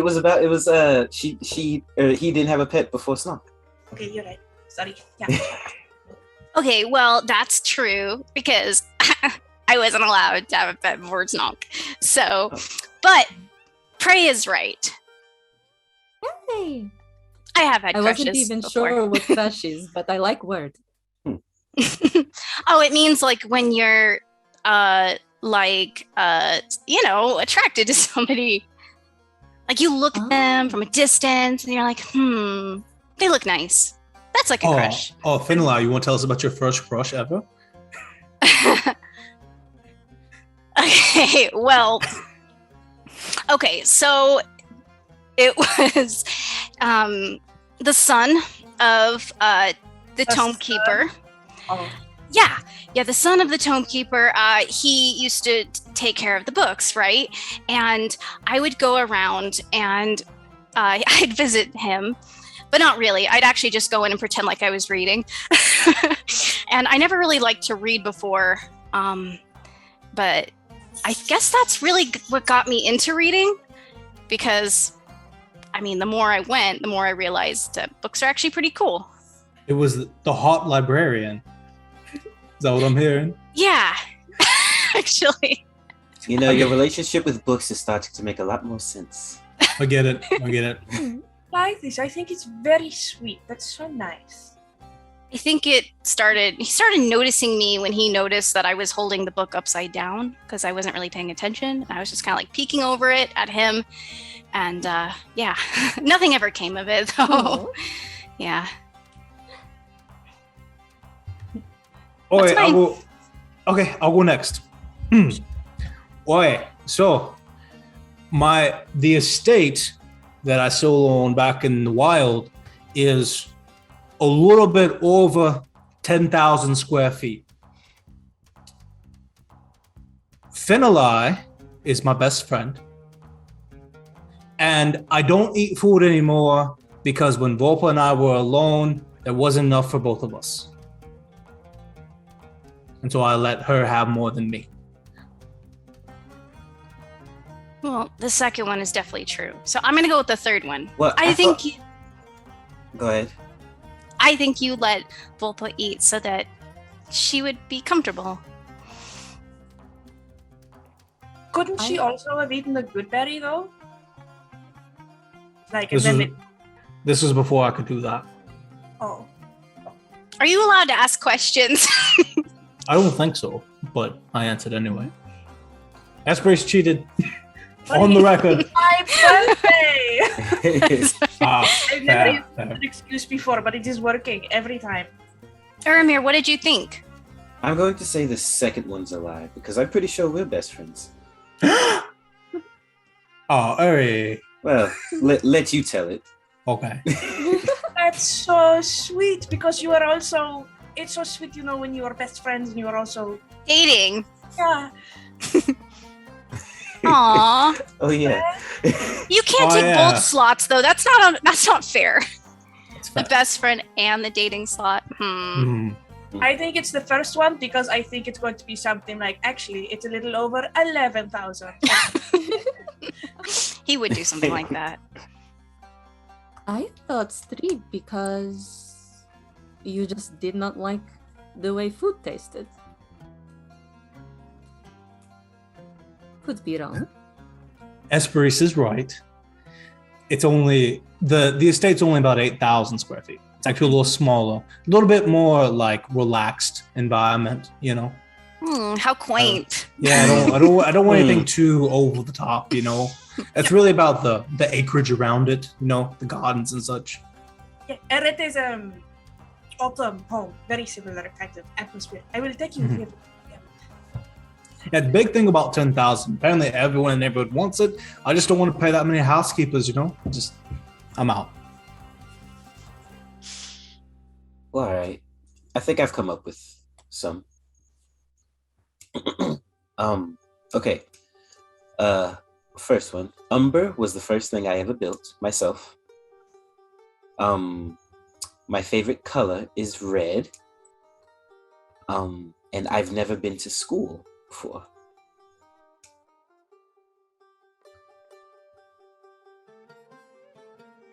I think it's your favorite color. I don't think it's red. I don't think you've been to school. Thank you, Dad taught you everything you know. So that would be one of the truths then, because that's what he said. He said I've been to school, right? No, I said I've never been to school. Oh, never mind. Yeah, that's the red thing. I think I'm going to say that it's Umber because I'm going to be wrong. Because you're going to be wrong. Probably, yeah. I will also say Amber. I feel that you have built many things, yes? Well, my favorite color isn't red. It's Yes! Got him. High five, Samson. Best friends. We're the best. my favorite color is purple, actually. And Umber was the first thing I ever built myself. My father helped me with lots of things before that, but And you never had to go to school? oh no, Samson was right. I just my dad taught me everything I know, and I just learned things on the streets. Hilarious.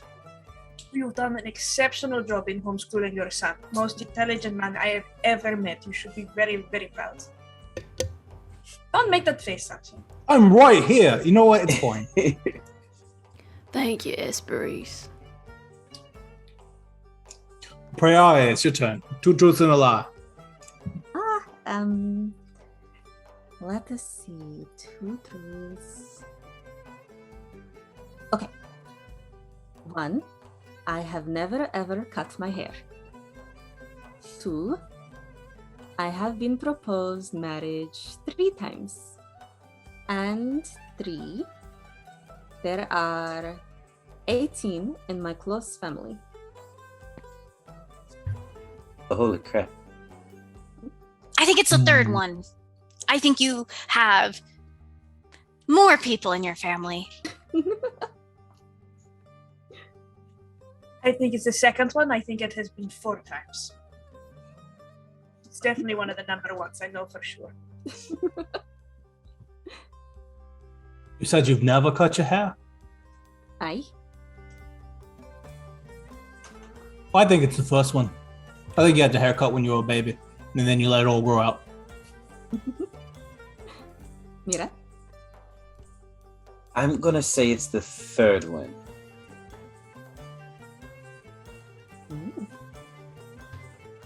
All right. Finn and Mira are right. Yeah! Yeah. We're so good at this game. Well done. Well done. Yes. So how many is it? Oh, I'm sorry, what? How many people are in your immediate family, if not 18? Oh, 12. Oh, so it's less. How many parents do you have?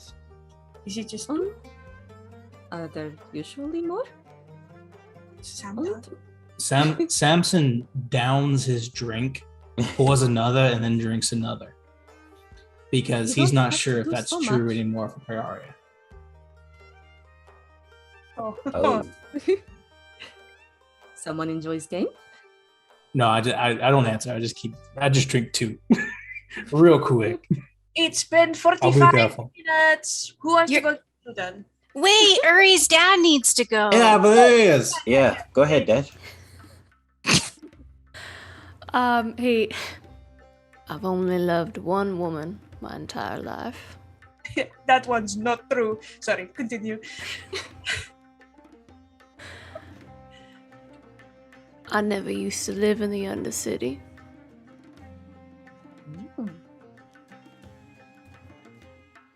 I can't think of a third one. Hold on. My first invention was actually a knitting machine. I don't think it's fair for me to guess. That's true. Well, I think you came from somewhere else, not the Undercity.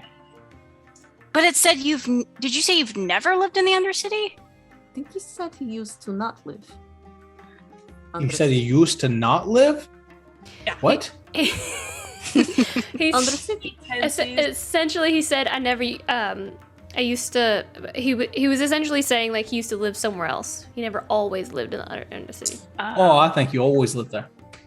In that case.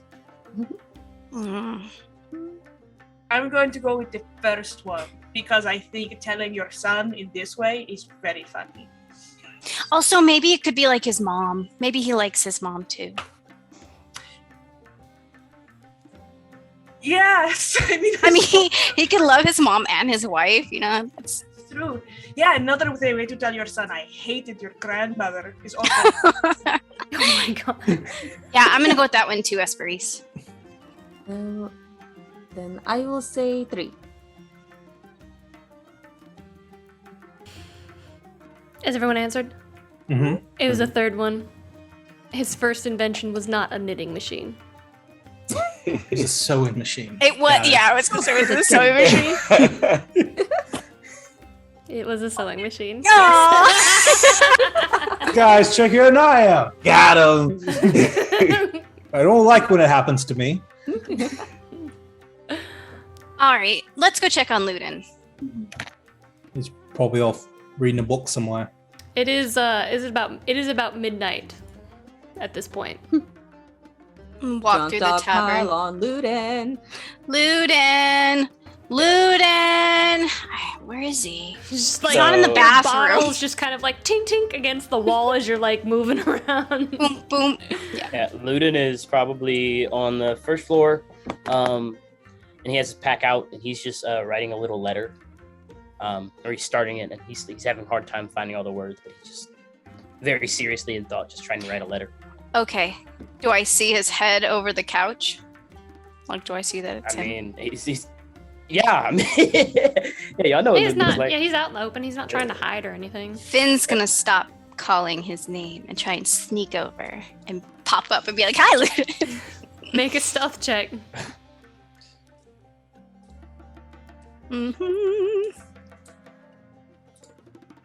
Party lines that are getting divided with Finn is Samson's best friend, and You're Ermir also thinks he's drunk, his best friend. but you failed anyways.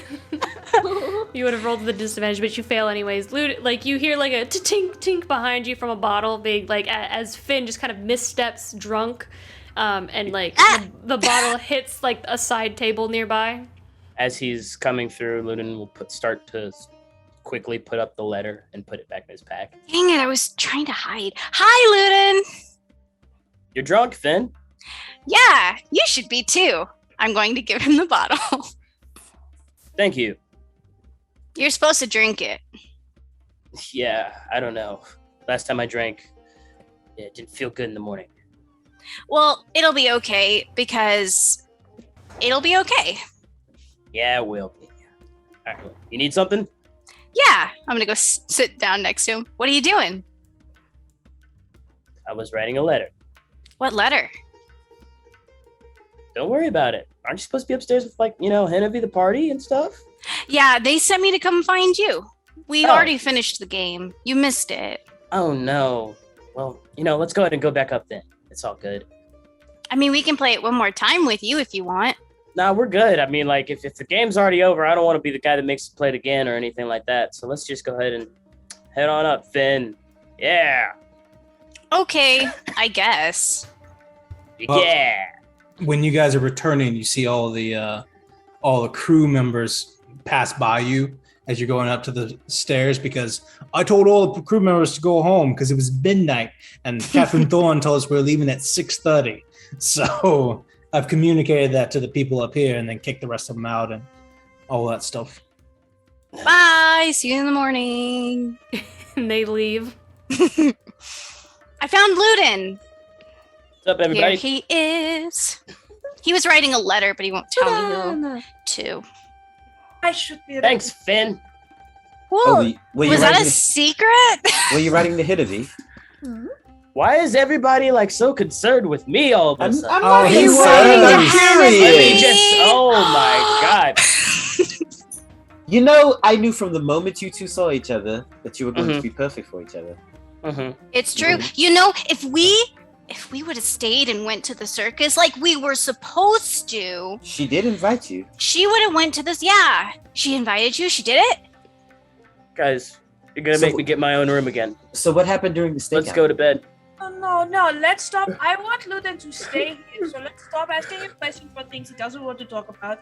And let's just not look at him or talk to him at all, because that's his favorite thing, is when we act like he's not here. Yeah? I cast invisibility on Lou. Whoa! He's gone. Ludin throws a rock at Ermir so he can be uninvisible again. You're welcome. I was trying to help. What's your favorite thing about Hennevi? No. I'm gonna go get some air. You don't have a. I'm gonna go up to the roof and just hang out for a little while. Okay. Is there anything else? Hesperis. Yeah. Is there? This is frozen. Is there anything else before we take our rest, our short rest? Hesperis is going to grab a full bottle of Chardonnay off the table and duck away to follow Samson out onto the patio. Because she had wanted to talk to him tonight. And she got a little bit more plastered than she was anticipating. But she's gonna follow up. Hi. Hey. Am I interrupting? I'm so sorry. No, it's fine. I just thought it'd be nice to get some air. It's been a long night. I'm a little drunk. And I'm gonna come out and relax a little bit before I have to go to sleep for a little while. I think I am tipsy also. Normal things. It was a good birthday. Oh, yeah. What? Did you have a good birthday? Did you all guys had a good time? I did. Like we all did. Did you have a good birthday? Mm-hmm. I drank too much, I think. Great. But I was very nervous. Good to know. I saw you were talking to Finn earlier. Yeah, Finn's great. I did too. I always talk to Finn all the time. Duh. And so he has talked to you about. Oh yeah. Oh, I'm so sorry. How was your date? No, How was the date? No. Go ahead. Tell me about it. Come on. You obviously want to. Tell me about it. It was great, right? That's what Finn said. I take the Chardonnay and I pop it. I actually say that it went really well. Yeah. Okay. He's very nice because I messed up so badly. I told him he was like a toddler and that his mother must be really worried about him. Because do you know how old he is, Samson?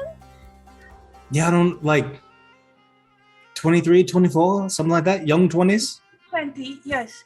Which is, is fine because, part of he's human. It's absolutely fine. And then I come out and I go, he's so young, which is so, hypocrisy kind of thing because, I should know. It doesn't matter, how old. That's not very nice. No, it's not nice. Because, you should, part of the temple is you should take the time that you have and it does not matter how long you are living. You should be there in the time that you are living. Does it bother you that he's so young, relatively? You're not that old. No, older than I thought it'd be. No, that's not funny. I I turned 48 today. 28? 48. 48. Yeah. Yeah, you're still very young. Very, very young. Yeah. I don't know. I feel like I'm being very crude to Finalai in this. I'm so sorry to be dumping things on you like this. I just don't. Yeah. That's... Do you celebrate your birthday, Samson? No, of course not. I have no idea when it is. Forgotten years ago. Like, you stop counting after a while. Look. Let me ask you something. When you hang out with Finn, right? Do you have fun? Is it good? Do you enjoy yourself? Is he a pleasure to be around? I think so. I just get worried, I guess. I don't like it when this is me. I when people get attached to me, I become worried. Why? I don't know how much longer I'm going to be around. Okay. I'm gonna say something to you, and it's gonna sound bad, right? But I think it might give you some perspective, okay? I know Finn's a little bit younger than you are, but he's already closer to death than you'll ever be. What? People like you and me, we don't die, per se. No one where I'm from who's like you has ever died of old age. So, if you're worried about Finn getting attached to you, there's no necessary reason to worry about it because, well, it's such a small portion of what your overall life will be. You could spend the entirety of his lifetime with him and you'd look the same then as you do now. So, if there's any part of you that's holding back from Finn because you're worried you won't be around or there's something that would keep you from him, he's going to be gone from you long before you're gone from him. And time will do that to both of you. So, speaking as someone who has had 3 people who he really cared about and 1 person he ever loved, you should take advantage of the time you have, if there's any kind of joy he brings you.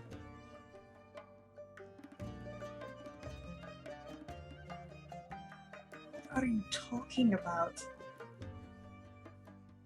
What do you mean?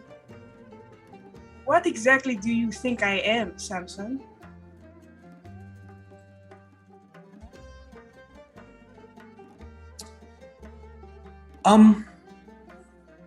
He's gonna reach out and take your hand and start doing some druid craft stuff. And you can see around your wrist, there's like this little brown vine kind of intertwined together. And there are these little small white flowers, like minuscule, itty bitty, like about a centimeter wide each. And there's hundreds of them on this vine, and they're turning different colors and moving around and kind of almost like a rainbow. He's like, and Samson says, where I'm from, no one else can see those. Or at least everyone who's from here can't see those. And then he waves his hand, does some illusion, and it looks like a small little like burlap string. So it looks like to everybody else. except for probably me, you, and Briaria. He waves his hand, and it goes back to the flowers, and they start blooming and dying and coming back up in different various colors of blues and yellows and greens and whites. Oh.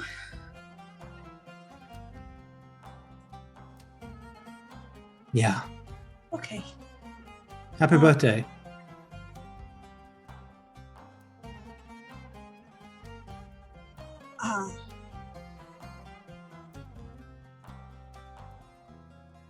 When I was born, I aged several years in a couple of months.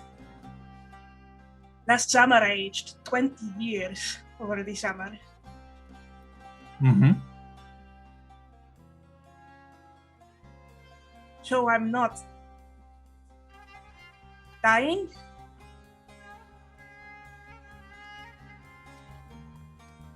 Oh, no. You might.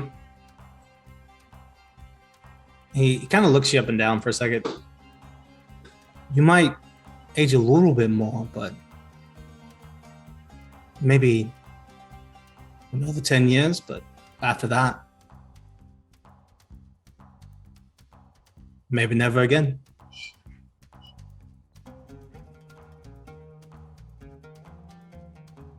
Yeah.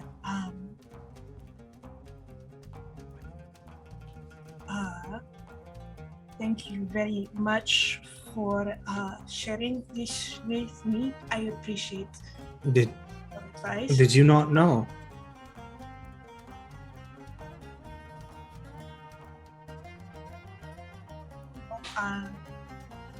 I mean, I knew kind of who my father was, but that's about it. Some things are not meant to be alive in the way that they are, so maybe no, it is very good to learn.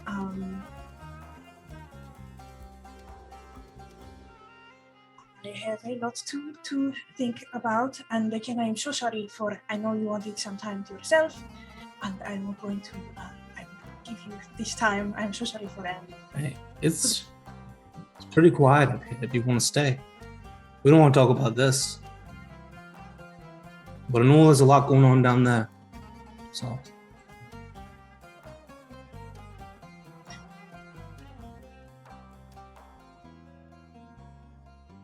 Okay. Yeah, it's okay if I stay here for just a while. Yeah. Always. It's fine. I think Finn's making you a present anyhow, so. Oh, that's so nice. That is very kind of you. Isn't he the best? Very sweet. I really like him. Me too. He's great. I like him too. Thank you.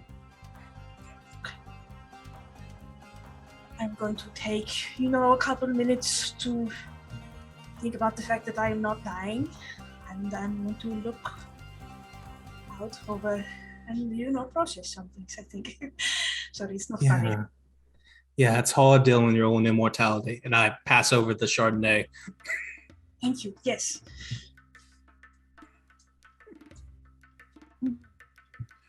I will drink whatever I have on me until I'm tired, and then I'll stay out on whatever ledge with him until I'm out of wine.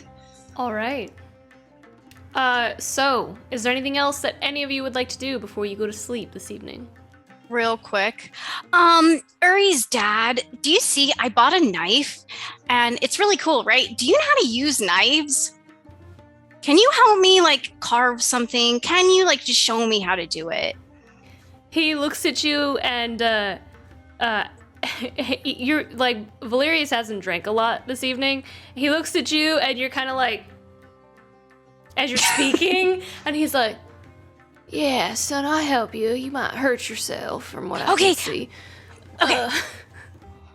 Here. I'll show you. I'll show you what you need to do. Sorry, Uri, I'm gonna steal your dad for like 2 minutes. Please, I know he's in good hands. please go away. We're gonna work on it together. We'll be right back, Luden.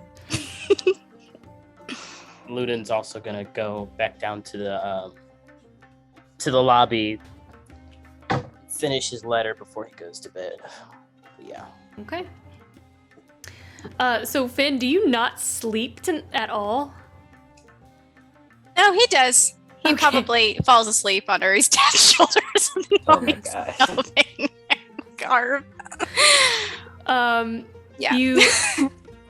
You don't gain the benefits of a long rest with I'm guessing like you would probably be working on that for a couple hours, and you guys are waking up at like 6 o'clock in the morning, so you gain a level of exhaustion. Okay. And you're drunk, so there's that. But Uri's dad makes a good pillow. The best. Huh. Okay. Yeah, this probably makes the most sense with your delirious drinking and lack of sleep. Oh, great. Make a wisdom saving throw. Seriously. We'll come back to that since it's 9:30. We're gonna take our break. We're gonna come back to some very interesting things with Finn when we come back from our break here. Just a reminder, we have a giveaway going on, guys. Let me pop it up on screen here. Nope, that's not it. Hold on. Ooh, there it is. We are giving away a beautiful set of handmade artisan dice by Dicey Encounters. They are called Space Jelly. You should all see them on screen now. Absolutely beautiful, gorgeous set of dice. If you have not entered, use the command LOOT or command ticket, which is !loot or !ticket in chat. And you have to be a follower to enter, just to make sure. If you aren't getting that confirmation of your ticket being bought, you should see it in chat. Make sure you're following. We're going to pull the winner when we get back from our break, which should be in about 10 minutes or so. So we'll be back in a little bit. Don't go anywhere. Enter that giveaway, and we will see you all in about 10 minutes or so. All right. Extra, read all about it.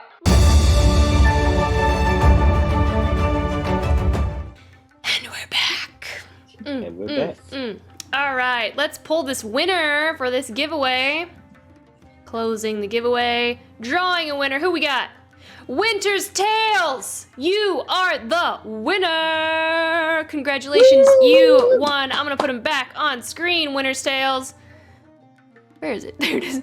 You won this gorgeous set of Space Jelly dice from Dicey Encounters Dice. We will send you a message at the end of the session or tomorrow to get some of that contact information from you. And then we'll get these beautiful dice, clickety-clacks, sent to you. Thank you so much for entering, everyone, and participating. Yeah, let's jump into the moment as Finali, you drift off into a drunken sleep. Am I still on Aramir's dad's shoulder, or did he put me like on a pillow somewhere? Probably put you on the pillows and like tucked you in. Okay. Classic dad move. Classic dad move. Yeah. Probably he tucked you in, put like a couple glasses of water next to the bedside, next to you. Because he knew. It's like second nature. Because hangovers, right? Yeah. All right. As we switch over and you dive into sleep. Roll a wisdom saving. You drift into your dreams. A dream you've had since you were a child. Funny, you'd nearly forgotten. Leaving your island, it must have been the magic of home that brought it upon you, or Maybe it was a Levi. Must have. Maybe leaving the island or Levi. An anchored dream. But for once, when you left, it was gone. Your thoughts have kind of drifted away from it. Perhaps it was severed, and you had no need to think about it anymore. Because since the day you left, the dream had not returned. Your mind ponders momentarily. Usually flashes. No cohesion. No understanding. A dream that doesn't make much sense. But this night, you linger within this dream and you walk it. But you know it's here. It's always here. A cold breeze hits your face. You're in the woods, alone. The trees are skinny and unnaturally tall, as if they are desperately trying to escape their home. Their branches crawling up in an attempt to latch on to the light, an attempt to escape the darkness below. The silence is deafening. The birds, the animals, nothing. Only silence. A light fog passes through, and you feel as though you are being watched. You can smell the rotting moss, and the heavy cold chills you. The groan of a tree moans out in the distance from behind you, the first sound to break the silence. There's also a shuffling of leaves in the distance out in front of you. What do you do? So up to this point, Finn, walking through the forest, he feels the dread kind of pool in his stomach, and he feels the cold, and he has a feeling he knows what's here, but every now and again I think he glances around behind the trees up into above the branches to see if maybe Levi is there, but of course he doesn't see him. So once he hears that sound, he stops and he kind of like looks over towards the source of the noise, and he walks towards it. Which one? Do you follow the groan of the tree or the shuffling of the leaves?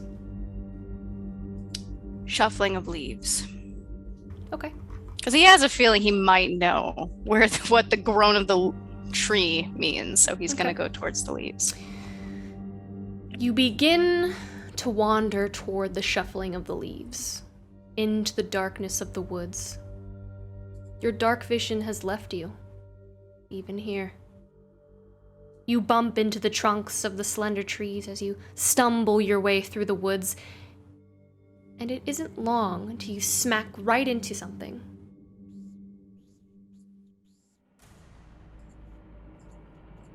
He'll look up, or he'll try and kind of, he'll try and feel. Feel it? Yeah, feel with both hands. You begin to feel the wall, and that's what it is. It feels like a wall. The stone is smooth and polished and cold. Are there any like notches in the wall, or is it completely smooth? It feels completely smooth to you, and you feel that sense of being watched. And there is a chill that goes up your neck from behind you. So he'll turn around real quick with his back to the wall and kind of glare out into the darkness. You turn and see it. Always the same. The tall, slender figure. Over the years with each dream, this figure has drawn closer. And now it stands next to you. Its limbs are abnormally long, like its fingertips. Its skin is white and cracked like the bark of birch trees. hair is white, tousled and unkempt, with some leaves kind of tangled up in them. Flowing down past what you estimate would be a waist, if it has one. Its eyes are yellow as ochre, without pupils, and sunken in with dark circles beneath, as if it hasn't slept in ages. It lifts its hand from beneath its coarse gray tunic, fingers long and sharp, the cracked skin gradiating to a charcoal black. It looks down at you, tilting its head as it moves its hand slowly towards your face. And tries to move back real quick. He has the wall, but he'll try to slide along the wall. It moves rather slowly, and it watches you as you kind of move, and it tilts its head curiously as it watches you. And then it just kind of touches the wall. You're not supposed to be here. You're not supposed to follow me. You're supposed to be far, far away. It doesn't say anything, and it continues to listen and watch you as it draws its finger down the wall, and a light just kind of begins to emanate from it. And the space is lit up a little bit more. You can see more now, as this scratch in the wall is down, and a small glow emanates from it. And you look around,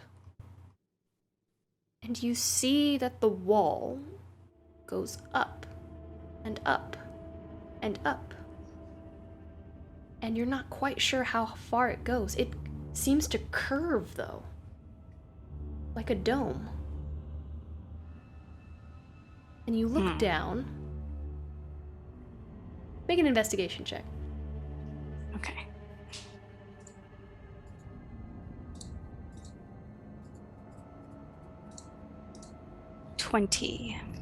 Dirty 20. That's a very good roll for this. You look down, and you see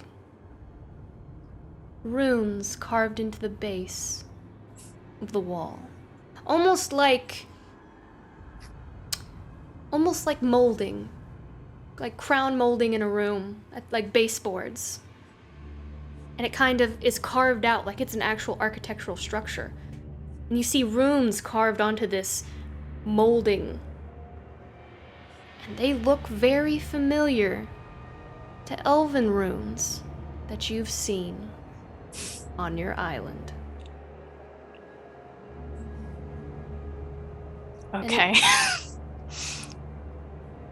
And then the figure begins to, does not look away from you. And it begins to float backwards. Its feet doesn't touch the floor or the ground. And it just watches you and clasps its hands together and slowly begins to float backwards towards the center of wherever this is. That's right. Go away. I don't want to see you anymore. He's like shaking.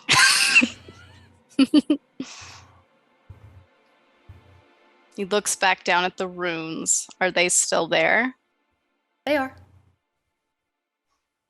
Okay. Finn will try and kind of run the other way. Is there another way? I mean, what do you like? There's outwards towards wherever the creature was, and then there's like the sides of the wall. The sides of the wall, yeah. Mm-hmm. He'll try to run that way to get away from it. Just following the wall? Yes. You run. And run. Tracing your hands along the polished stone of the wall, you continue to run. There aren't any windows. You don't see any doors. And just as you're running, and you see some sort of opening, you trip, and you hit the leaves, and the leaves fly up, and you awaken a flurry of blankets and pillows back at the dusty anchor. in a cold sweat, he just jolts up from where he's laying, and he looks around to see kind of where he is to make sure he's actually in the Dusty Anchor. You look around, Valerius sees you stir, and he goes, Not easy sleeping. Here, I got you some water. You look white as a ghost, son. Are you okay? Thank you. Yeah, no, I'm fine. I'm completely... He'll grab for his bag, and he'll head out. He'll head towards the door. Son, it's still very early. You should probably get your rest. I need to take a walk. I'll be back. All right. Thank you. all right. Like, run out the door. I have no idea where you're going, Finn. So Finn is going to kind of just, at first he doesn't really know where he's going. He's walking and he's walking and he's walking. And he's just walking in whatever direction he can. But he finds that he stops, he finds himself across where he and Samson and Prey were earlier that day, where the invisible ship would have been. Mm-hmm. And he kind of just like sits down and he like stares towards that ship, and he's like fidgeting, and he's just scratching at his arms. He's like trying to get the coldness out of his arms because he still feels it. He still feels that like creepy, just slimy feeling of being in that place again. And he's just scratches, and he finally takes out his raven quill from the bag. And to occupy his mind, he starts writing to Cyprian. Okay. And you write. What do you tell him in this letter? You don't have to say it out loud if you don't want to. If you want to keep that to yourself. I can say it out loud. If yeah. Okay. All right. Hello, Cyprian. I hope you're doing well. And his handwriting is definitely very shaky on the page. We've reached the Dusty Anchor. We're going to take an invisible boat to Acacia. There must have been a lot of magic powering it, because I can't imagine what it would take to make it invisible all the time. Ha ha ha ha ha ha. It's also Hesperis' birthday, or was, I guess. So we planned a celebration, a birthday party, and it was a lot of fun. And we were drinking and playing games. And yeah, so the party allowed you 1 hour to speak with Cyprian, but they didn't say anything about writing to him, right? So maybe I could give you notes, any notes or letters that you write to him with these quills, well, the quill that you gave me, and maybe if he can't read them for some reason, kind of like how he couldn't see you, I could copy them. I can copy handwriting pretty well. I've been practicing. Well, let me know what you think. Anyway, bye. Thanks again for the quill. It's really cool. All right, bye actually this time. All right. I feel like Finn's that writer that has like a PSSSS, PSSSSSSS. Yeah. P.S. Just send back a letter if you get this one in a timely fashion. But of course you would get it, because that's what these quills do, right? Okay, actually, yeah, for real goodbye this time, Finn. You watch as the ink seeps into the paper, and like Tom Riddle's diary just disappears. Okay. And he will feel a little better, but not much. And he curls his knees up and he like just stares out towards the ocean for a while. Do you ever go to sleep, or do you sit there until 6:30 comes up? He'll sit there till 6:30. All right. The rest of you all gain. I don't believe the rest of you gain a long rest. You guys went to bed pretty late. So Took you a nap. you I already don't. pressed the button, but I didn't use any slaps or anything. Yeah, it's fine. But you're all gonna be extremely tired in the morning. We'll just say that. I took a nap. Outside of Ludin, and he has paid his penance with, smiley face drawn on his face. With his nappies. Yes. Exactly. I do that in real life too. Whenever I go out, I take a nap beforehand. So then. Wait, so you're like at the bar taking a nap in the back room, going like, when the party's not talking. No, I sleep until the pregame of wherever we go, and then you go out. It makes for an easy way to wake up in the morning. It's my secret. All right. So, Are you hellish rebuking this thing? Daniel, what are you doing? What? What are you doing? What do you mean? What am I doing? Why are you hellish rebuking everyone and sapping Sting and all this other stuff? I was just rolling dice. I didn't know that was going to the forge. I'm sorry. Yeah, Samson is having a very strange dream right now. I connected Just it to casting where spells in his you can roll from your sheet on D&D Beyond. Yeah, I didn't know we could do that. I just rolled great healing. You can't do on spells myself. though, but No, you can totally do spells. I just did a bunch. What? well, ones with templates, you can't do those. But anyways, we're getting off track here. So, Oh, holy crap! That's cool. so That's dope. Oh my god, guys! Are we rolling stuff? No, okay. Hurting cats here. All right, so you guys awake. You do not see Finn anywhere in the room. I would have been awake for a little bit, out training, and if he doesn't come back if I don't see him within like 4:30, 5:30, because I assume I would wake everybody up at 5:30, so that we can like get all our stuff done. But if I don't see him by 5:30, I'm gonna cast locate object on the quill that he has, or any other thing that Finn might have. What are the things? Just on the quill.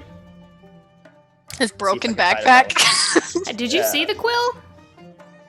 That they're giving to you? Finn is way more than 1,000 feet away.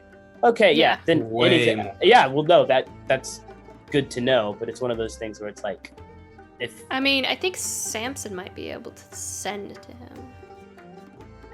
yeah, he'll be like, Finn Finn's is- more than 1,000 feet away. We need to go find it. Finn is my best friend, and therefore under my zodiac abilities. So, who else would be under my sending spells? So hurt. But I don't need Cindy to know where Finn is. I know what I told Finn, and I know what Finn knows, and I speculate that he's probably already close to the ship. All right. And I communicate that in some way. Not like I don't tell. I don't like tell everyone exactly what's up. You know what? I do tell everyone exactly what's up. So like when Ludin's all making a fuss, I'm like, oh, don't worry about it. It's okay. Our captain looks just like Finn. He's probably just worried about it. I told him last night. Could you all be cool once we get there? Absolutely not. He looks like it. Yeah, they're like the spitting image. I think it's his uncle or something. Maybe his brother. They're Ludin just definitely has a smile. related. They're definitely related. That's for sure. Interesting. Lyre I know, does not it's talk much crazy. about his family. I know, but you'll see it. You'll see it when I see it. You'll see it. I'll introduce you. Please. But I told him last night so he'd know. But everybody be cool. Don't act like you know that sort of thing. Hey, Lauren, is it fair to say with what Hesperis knows from conversations we've had about where Finn's from, this is bizarre, right? That there would be a relative somewhere. I think everything Samson is saying is probably should come off as very bizarre and weird and like confusing. You have a look on your face, Hesperis. What's up? No, this is very exciting for him. He said that he was related to Finn, or this is No, he didn't say so. He just looked a lot like him. Also No, he doesn't have those ears. Okay. Yeah. Well, I imagine it's a friend or a cousin, uncle, something like that. Well, we don't want to be late. Early is on time, right, Hesperis? Like, let's hurry up and meet this fine fellow. What did he just say? Early is on time? Early is early. It's very No. Early is early. Words mean things. What are you talking about, Ludi? Yes. Anyway, let's go. Oh, right. Start he's picking I up know, his stuff up. For the continental breakfast. No continental breakfast. Keep going. I love Okay. how if Hesperis would have said something like that early is on time, I would have been like, yeah, Hesperis, that's totally true. And Ludin says, everyone's like, Ludin. Everyone's like, Ludin, could you just shut the fuck up about these semantics? The Cool, thing it's cool. is, Hesperis and Ludin say almost exactly the same things, but when Hesperis says them, they're wonderful and amazing, and when Ludin says them, it's like, Hey, I am proficient in persuasion now, so I get some respect. Okay? Do you though? Put some respect on my name. I love that he's putting his lessons into action. we shove all that shark into the cooler and head down to the docks. You take the rest of the shark, which is a lot. I make As a sure to big get. I make sure when we stop, I make sure to get Finn's Barbucks order. Are we I hate stopping? that so much. What do you mean? I hate- Are we stopping? Of course we're stopping. If there's a Barbucks, we're stopping. It's on the way. We saw it. It's fine. It's one of those quick drive-throughs. It's an express. You see this face? This is exactly how he feels when you guys walk into Barbucks. Are So- we taking the Bardo onto the boat? Yes. Okay. The way we always have with Okay. reduce and all that fun stuff, right? Mm-hmm. So, Yeah. you get your friggin' Barbucks order, and you make your way to the beach. I hate so much that I ever mentioned that word. I you love make, it. You make your way to the beach. As you approach, you see Finn sitting in the sand, staring out into the ocean because you don't see a ship. And Hey. I imagine Finn probably has very dark circles under his eyes. He probably looks very pale. Luda's gonna walk up. Like, hey Finn, did you go find the friend on the boat or whatever? What? Oh my God, Ludin, it's a double. I hand the What? espresso to Finn. I just, you know what? It's fine. Huh? Oh, thanks, Allah. Wait. Uri's dad, did you bring what we worked on last night? I forgot it. Uri's dad would have like approached you while they were talking. He would have like slipped it in your coat. Thank you. I'll hug him. I don't know what you're talking about, Finn. And he winks at you.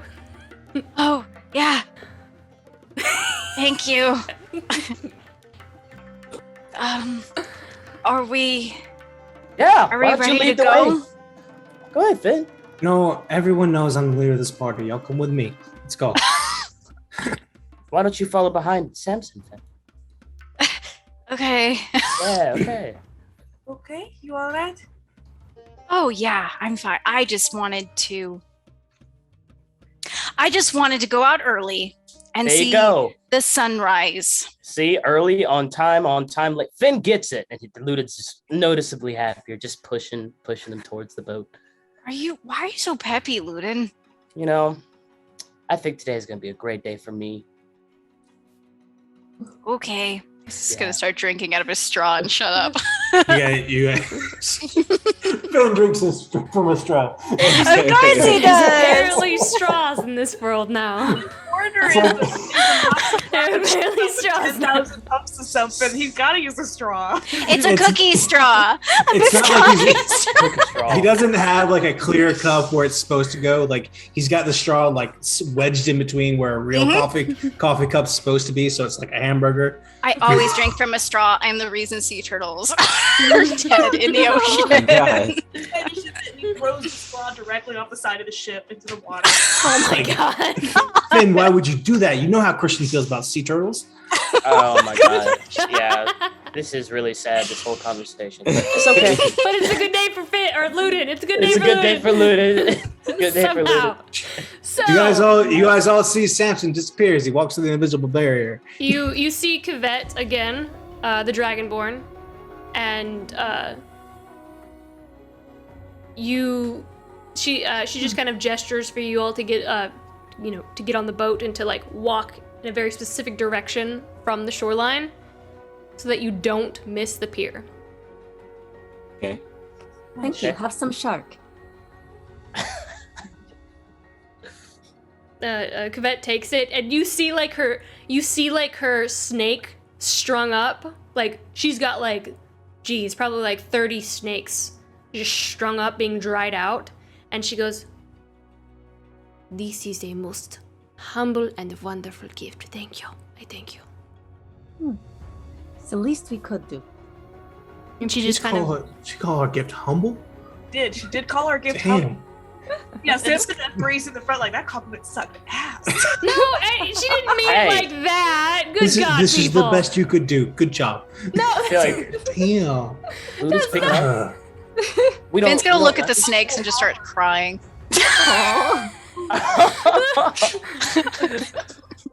Oh no. We cover his eyes and just keep. We look like the most disheveled party. Half of y'all are hungover. Some of y'all, like, Finn's been out here all night. Now he's looking at snakes and crying. Mechanically, Hesperis looks great at 5 a.m. Okay, yeah, mechanically, Just Hesperis pointing looks out. great. Most everybody else is hungover. This is great. Don't let's look! be- Sure they've seen worse. Samson's got scars. He's missing a horn. He's missing a finger. Samson always looks like he's at it's like 3:30 behind a bar ripping a cigarette. Like he I always made looks you like another that. horn. He works it really well. Okay. Sure.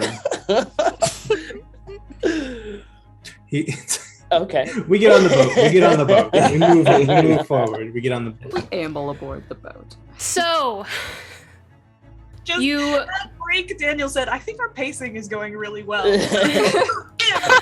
you board the boat. And again, like you walk up onto the pier, like you take a step out into nothingness, and like the leap of faith in Indiana Jones, you just kind of like your foot hits something and you walk through this illusionary curtain of sorts, and you see the massive ship just rising out from the ocean in the distance, and a pier to walk up to it. So would Hesperis mechanically also see all this before all of us? Oh yeah! 5 feet before 5 feet before you all, yes. Yeah, for those 5 feet, I'm sick as hell. Thank you.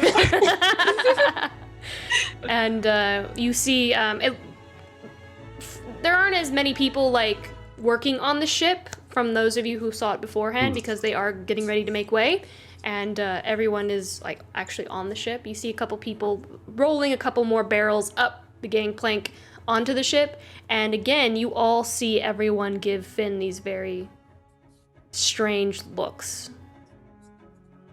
I give them all strange looks back on purpose. Finn sees this and he's just going to like, since Prey led him away from the snakes, he's gonna duck under her coat. She is also just like try to like glaring back hide at the people. who are hide staring behind at her. Finn.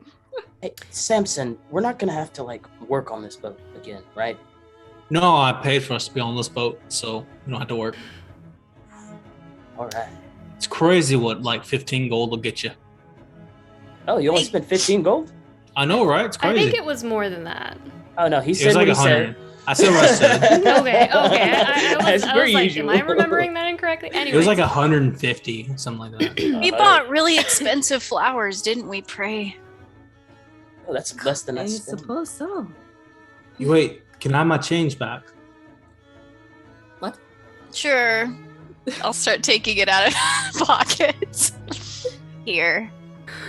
How much do I get back? We just spent like, I don't know, like 22, I think, right? Something like that, yeah. Mostly on flowers. So I get 178 gold back. Luda's gonna be like, Oh my god. how much did I spent 20 on the room, and never mind. Let's The flowers were pancakes. That checks out. I only gave him 180, so it's fine. Pancake flowers are 2 gold expensive, okay? flowers. Your rock math confuses me. Clearly. Let's He just was go. really happy. Clearly it does. So, you make your way up the gangplank together. Are you still hiding underneath Prayaria's cloak, Finn, the entire time? I think he'll kind of come out now, and he'll kind of like but he will linger behind Prey and kind of look around every so often because he is recalling what Samson said to him. And I think gradually he's getting a little more antsy about it. Yeah. I'm gonna if I see this, I'm gonna message Finn, cast message, and I'm ask Finn, you won't look like someone else right now. No, it's fine. You hear just like his voice, like in your head. Screams at you. No, it's fine. No, it's fine, and I'm fine, and it's okay because I'm not gonna be able to stay as somebody else for like ever, right, on the ship because we're gonna be here a long time, maybe like a week at least. You're always so brave. And then he just keeps walking. You all walk up onto the ship. You see a few other individuals. It looks like a half-elf is talking to the captain at the moment. And there's a couple other individuals, a tiefling that's kind of scuttling around, a half-orc that's, moving through with some, looks like linen wraps. And you see Cavette kind of coming up behind you all with all of the dried snake. And as the captain does see you all board, he kind of like nods in completion to Vienne. Yes? No, I just wave at him. Oh, okay. I thought you were like raising your hand. He kind of looks at you and he like nods to Vienne, and he walks over to you all. And you all, as he approaches you all, you see his dark green, kind eyes look back at all of you, and his face is peppered with freckles across his nose. And you all now see what all the other sailors notice: a striking resemblance to Finali. And as he approaches, Ru kind of turns his head, because you're not hiding, Finn, and furrows his brow looking down at you. And Finn, he has much more decorum than his crew, but that doesn't keep his eyes from darting back to you regularly. And he just kind of like, welcome aboard the Silent Storm. I am Captain Ru Thorne. Met your friend Samson here already. Pleasure to meet the rest of you, as I told him. Please do steer clear of the starboard side guest cabin. You aren't the only ones who require peace and quiet on this ship. They are to remain undisturbed at all times. And, Finn, what are you feeling right now? Finn is like intensely staring, like from behind Prey, at Ru's face, kind of trying to dissect, like, does that look like my face? Does that look like my reflection? Like, he is really looking at him and examining his features, and also trying to kind of connect the dots with Revenir as well, because Samson, you said his name was Ru Thorne, right? And then he introduced himself as Ru Thorne. Yes, right. So he is trying to kind of see if there's a resemblance with Revenir as well. Cassius kind of walks up and like nods. Valerius, of course, he nods as well, and they pass on. Cassius just kind of like, pleasure to meet you, sir. And Valerius, of course, is like, oh, we'll be very respectful. Mr. Thorne. Or Captain Thorne. Sorry, I've never been on a boat before, so this is new for me. Captain, where or how many rooms do we have? Ru looks at you and he goes, of course. Sorry, wrong voice. Of course. Of course. Now that we have all that squared away, welcome aboard. I'll have Vienne show you to your room, but I just would like to give you a proper welcome. And he holds his hand out to you to shake it, Finn, and he's looking at you very curiously and intently. Sorry. Finn will tentatively take it and shake it. As you take his hand, a familiar sensation overcomes you. One that you had only experienced once in your life. At first you feel intrigue, curiosity, interest, suspicion, and as you take his hand, it abruptly shifts to a jolt of shock, and you hear in your head Curious. Like looking in a mirror. Doppel must be happens from time to time. Wait. And he abruptly lets go of your hand, and his brow is furrowed, and his expression is very stoic. He abruptly lets go, but it's very stoic. Outside of Finn, Luden, you are the only one who notices this expression twitch slightly at the brow as he shakes Finn's hand that may hint at more than he's letting on. And all is just dead silent. There is an awkward silence between you all now as he just looks at you intensely. It's delicious. I manifest popcorn and Oh my god. Delicious. Time from Finn. Does Finn look like, oh, I want to pursue this and have a conversation, or is Finn really uncomfortable? Finn is just awestruck. Like, I wouldn't say he looks a little uncomfortable and maybe a little like he's just staring. And he's got his hand like this because he kind of just jerked it away as well. And he slowly puts it back to his side. Oh, maybe we should go find our rooms, right? Reese will give it a beat, and then Hesperis on the it is a pleasure to make your acquaintance. He doesn't look at you. But he does not look at you. He does not look away from Finn at all. And he just says very quietly, as his first mate is standing next to him. Bien, we'll show our guests to their cabins, and anything else that they need. And he walks off to the captain's quarters. Wait, what you can assume are the captain's quarters. it's good to see you again. What was that? Yeah. What was that? Y'all saw that little. Bien, did you want to show us to our quarters? Maybe we can have private conversation there. Of course, happy to show you. And Vienne just kind of like gestures this way, right this way. And she kind of has this kind of skip in her step as she like moves along. Oh, I drop my box of popcorn on the ground, let it scatter, and then it all fades. Arya just stays close to Finn as we go toward the rooms. Shout out to Jake. That was really weird, wasn't it? Finn will stay back for like a couple seconds staring after, but then he'll turn and kind of follow after next to Prey. Right this way. And she just kind of sing-songies, like, with her hands behind her back, walks you over to cabins on the opposite side of the ship from the guest cabin area. That was mentioned to stay away, like, stay out of the west wing, type thing. How many we got? There are 6 hammocks lined up in a room for you. But there's 9 Oh, of sorry. us? 8. 8 of us? Yeah, 8. There are 8 hammocks. Oh, there's 8 in one room. Okay. Mhm. All right, well, Luden will... No, you're right. There'd probably be like 4 in one room and 4 in another room. That makes more sense. So there would probably be 2 rooms, and there'd be 4 in one room and 4 in another. Got you. How do we want to split it up? I go in the room on the right. I take Volpa with me. Would you like to come also to the room on the right? I'll sleep in whatever room you and Prey sleep in, because that's usually the sleeping arrangement, I guess.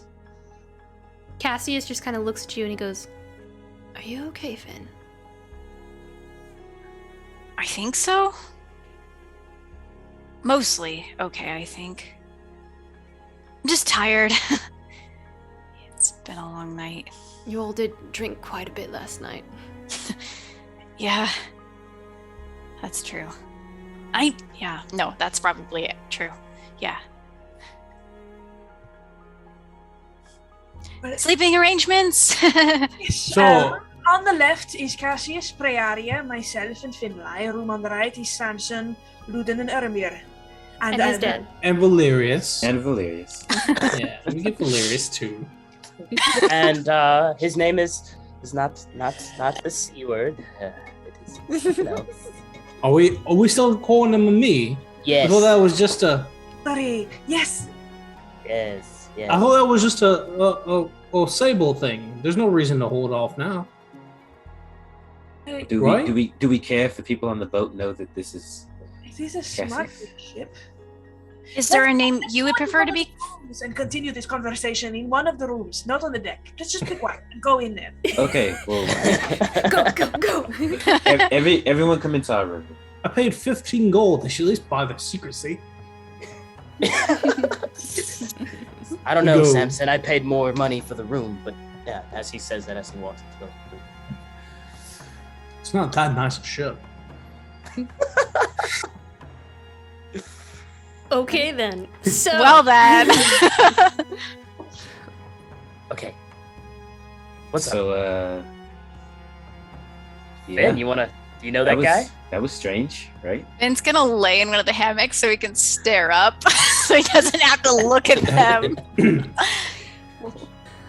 Hey, Finn, do you want to talk about this now or not? I mean, there's not really much to talk about, right? So I don't know him. So, At least I don't think I know him. hey, no's are fine. We just want you to be okay. I'm okay, I think. I'm really tired, and, well, he glances over at Cassius. When I touched his hand, it was sort of the same thing that happened when I touched your hand, Cassius. Cassius like sits up in his hammock and he looks at you. I'm gonna look over at Finn and Cassius, and I'm trying to read the room. Do Cassius and Finn need a moment alone together? That would be up to Finn. Cassius is very like intrigued by what Finn is saying and confused. I think it's okay because he has shared this with he brought it up because of the party. Like the party got upset with him. They forced it out of you. Yeah, so he's trying to be open now. Well, Samson's about to kick everybody out if Finn wants him to. It's okay, Samson. Thank you, though. Yeah, so it was weird, and I don't know what it means. Yeah, I don't know what it means. This is only the second time this has happened. First with Cassius, now with this man. Yes.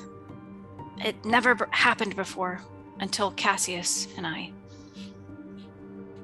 Well, maybe it's you. Maybe it's some sort of magic that you have.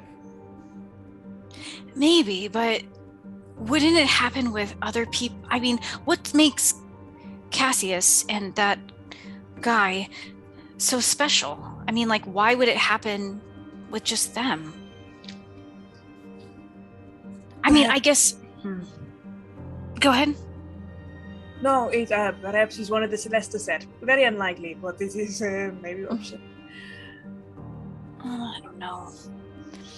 I mean, I thought maybe, like, because, well, I brought Cassius back with magic. Maybe it had something to do with that, but I've never met this guy.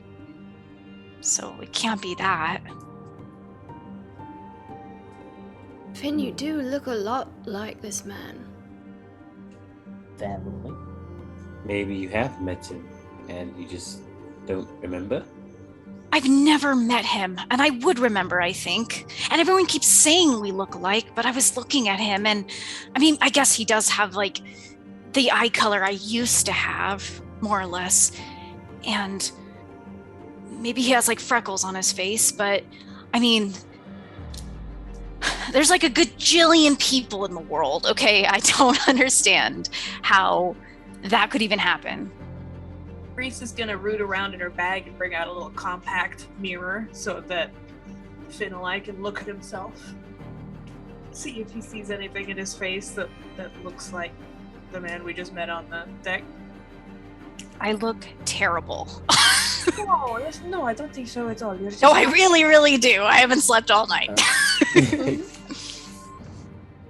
I mean, it's kind of hard, like, I guess everyone keeps saying I do. But didn't you guys hear? Thorne? doesn't, and he snaps the compact closed, doesn't that mean something? I mean, he must be related to Revenir, right? Are you related to Revenir? I don't know. She never acted like, she never said anything. Well, not really. I mean, she did say. I'm gonna try to save Finn by saying Thorne's a relatively common name in Cambria. Is it? Revenir's not the only one that has it. There's lots of Thorns. Everyone who grows wine basically has a Thorn name. We could ask him. Anyone with a proficiency check may make the history check if they would like. For this. Wait, do we have? Oh, you said anyone? Finn. Anyone? Finn. Yeah, anyone 23. Oh, you don't really count. But yeah, Hesperis. I lived in history Cambria proficiency for 4 years. Wouldn't I just know? You would probably have heard rumors. Make a roll. Make a history roll for me. Okay. 23? You don't really count, Daniel, because you already know. Pooh. I no. What do you mean I already know? I'm not even in the game. Esper, well, I guess you would know this too, but I feel like you're twisting. You know that his full name is Ru Thorne. They call him Ru. He is the last Lord of Saltstone, and he's actually titled the Last of the Thorns. I have lied. Which means Samson has lied. I'm trying to save You're trying Finn. to save Finn. I see that. Thank you, Samson. I appreciate you. Thank you, Daniel. It's like, yeah, real common name. Everybody's called Thorns. Everybody who grows wine, they got the vines and the thorns. No one knows exactly what he does. Adding on to your role, Hesperis, it's very secretive, but they do know that he is the captain of his own ship, and he has been a sailor for 30 to 35 years. Ooh. Hesperis doesn't say jack shit. Yes. Yes. Okay. Well, we have plenty of time on the boat to find out a lot of information. Finn, you didn't sleep a lot last night, so if you want to go ahead and take a little nap, I don't think anybody would begrudge you. I think I'm going to unpack some of my things. So I'm going to choose this bunk over here, Valerius, Eramir, and Samson. Feel free to keep talking, everybody, but I think I'm going to go get more acquainted with what's the place called up there again? The Crow's Nest? Yes, I think I want to go get a little bit more acquainted with the Crow's Nest. He's going to start just unpacking his things. Oh, yeah. Very much so. I think I'll be watching and hearing everything on the boat and off the boat for a little bit of time.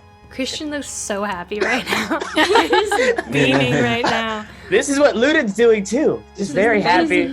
Yeah, this is all Ludin. He's so happy for once, it seems like he's going to find out some information about Finn.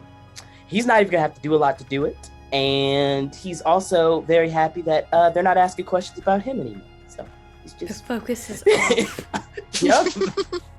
If Ludin's still in the room and we're setting up here, I'm going to be like, hey, sensing the tension of letting Finn kind of decompress with the information that he just received, I'm going to change the subject. I'm going to say, hey, does anyone notice that Captain Thorne over there was real particular about not bothering the other shipmates? I think that's a little odd, don't you think? I mean, why wouldn't we want to fraternize with the other folks? Maybe they requested privacy for the voyage. Not everyone's as extroverted as you are, Samson. Maybe they paid 20 gold for secrecy. Are they in rooms too? Maybe they did. I think they got their own side of the boat. There's no way they got to stay in there the whole time, right? I guess. Look, are we supposed to ignore them? Are we supposed to ignore them while they're on the boat, on the deck, while we're all shooting cards and drinking? As opposed to what? I don't know. Yeah, I Like think we are hang out with supposed- them, find out who they are. Well, they said they didn't want to hang out with us. They told the cat to tell us not to hang out with them or bother them, right? Why do they gotta be so mean? Yeah, I know. Like Loon, you said you didn't want to hang out with us, but here you are, still chilling, having a good time with all of us. And see, it was good for you, right? You guys are quite literally in my room. Well, it's actually It's your also my room room. and Samson's and It's also my room. So Nuri's Yeah. dad's. And yes, ours as well. Yeah. We are hardly here for vacation. We are hiding.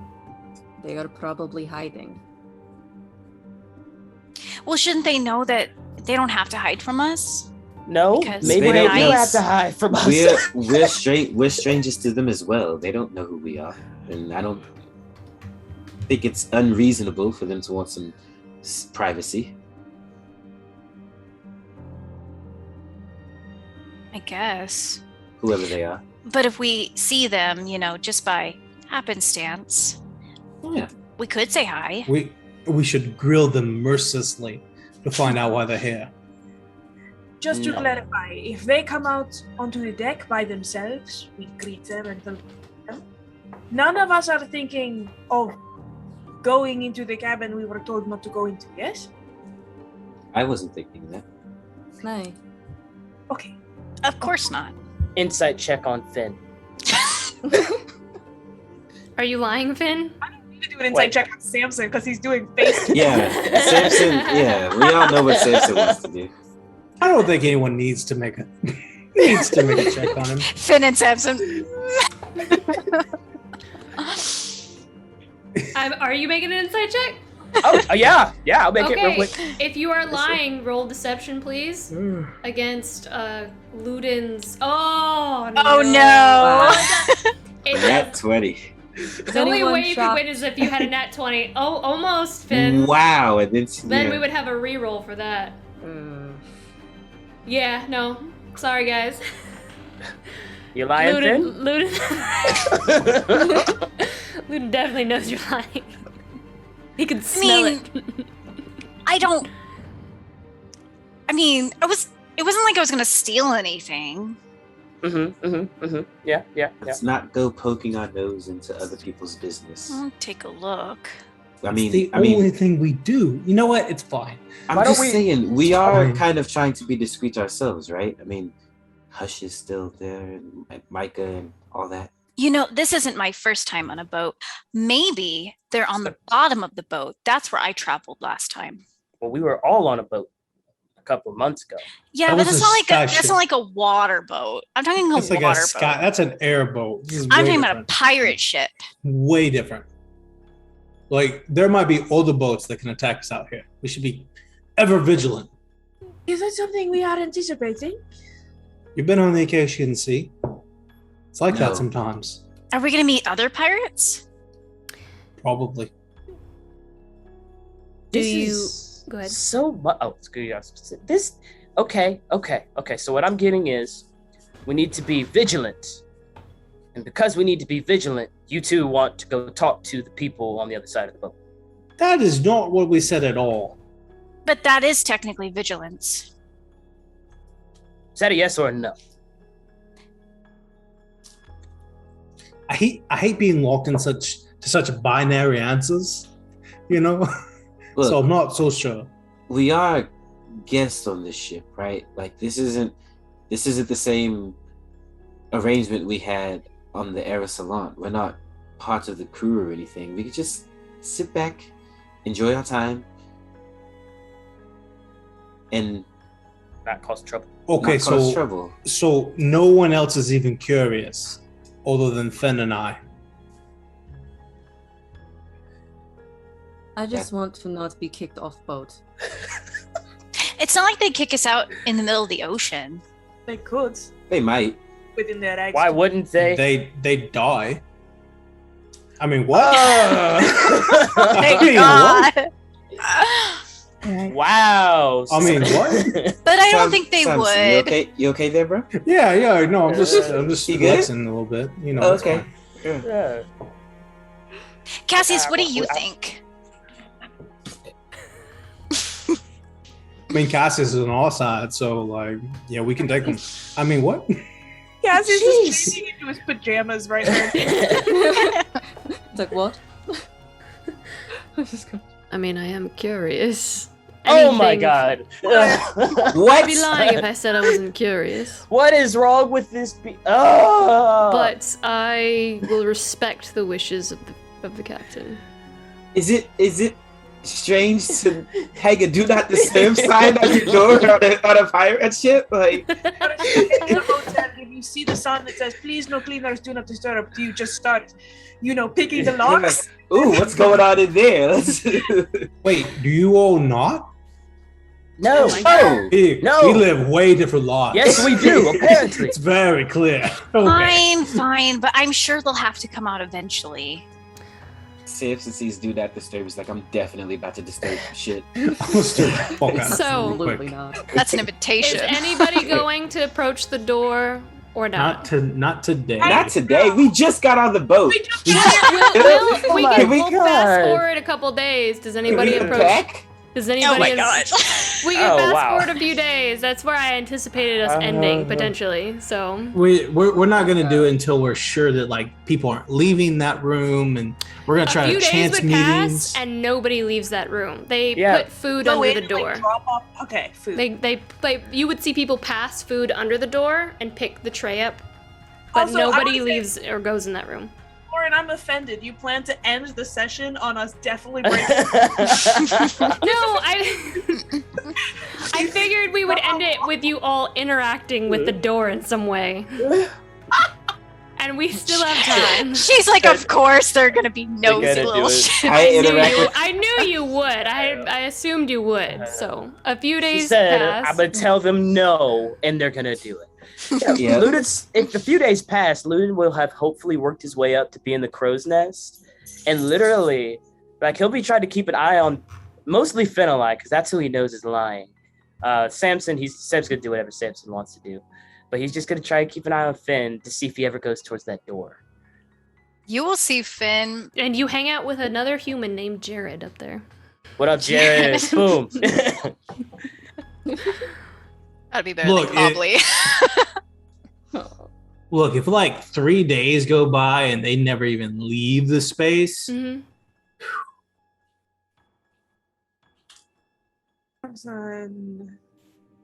No. I know there's some shit going on in there. Maybe later. Soon. It won't last that long. Oh, I got an idea. We're just gonna go inside. We're gonna dimension door in. No.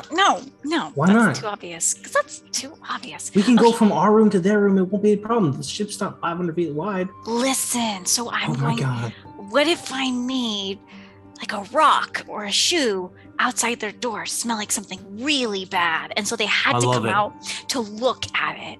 Yep, and do it at like 1 a.m. so the crew doesn't see. Yeah, Then they have to open the door. Mm-hmm. I love it. Everything about it's great. Let's do it. Okay. Is it just you and Finn? Is anyone else going? Is Prearia going with you guys? You having this conversation in because you guys are sleeping in different rooms. Just one of you go over in the middle of the night and say, "I have a plan." Yes, I go over and poke Samson's head. Samson. Okay. Do you have a shoe I can borrow? Because I only have one shoe. I have technically two, which are the ones on my feet right now. Yeah, I'm not wearing any shoes right now. I guess you can use one of those. That'd be fine. Yeah, I got several. Like 2. What? Does Ermir have an extra shoe? He's literally whispering over He's to got Ermir. lots of shoes. Yeah, what is going on? Ermir won't even open his eyes. He's like, don't involve me or my shoes in any of what you're about to do. Look, you can use one of my shoes. It's fine. What you gonna do with it? It's like, yeah, you can use one of mine. What's it for? Okay. I'm gonna make it. What should I make it smell like? It's gotta be really, really bad. And what are you just doing? Just do Snonk. Like Snonk's poop? Like Snonk's butt? Yeah. Okay. I know what that smells like, so we could do that. Okay, perfect. Okay. Ermir, you really just... Is this... You know what? Okay. Are you going to stop them? I don't know. I mean... I just don't want to. Whatever. I'll get up, and I will go over to. I'm gonna go over to the bottom of or before we leave. I go "Well, I don't want them to get us all in trouble. So I have to be there while it's happening to make sure I'm affiliated with the problem. No, I have quite a few ways to I don't know, make the ship go faster, blow things. I mean, I could cause a distraction if things start going bad, but I'd be like, All right. You joining us too, Luden? No. Yeah. It sounds like you are. I'm not saying anything. I make Luden, Finn, and I invisible. Oh no. Oh no. Should have just pretended to be asleep. Should have closed your eyes. I know what Priori is doing in the other room. If I was Priori's just wandering the ship at night. She hears the commotion and just keeps walking. Okay, well, Hesperis in bed everyone has left. I'm just gonna pretend. Do you stay away from the West Wing, Praeria? It's just Hesperis and Snock in there. Yes, she's This is mostly like just Beauty kind and of the keeping Beast. a distant eye on the captain. Okay. This will end up being good. It's like Beauty and the Beast. He tells her not to go, she goes, and good things happen. Yeah. Go over there and drop the smelly boot off. You got this. We'll watch. Okay. Right, Luden?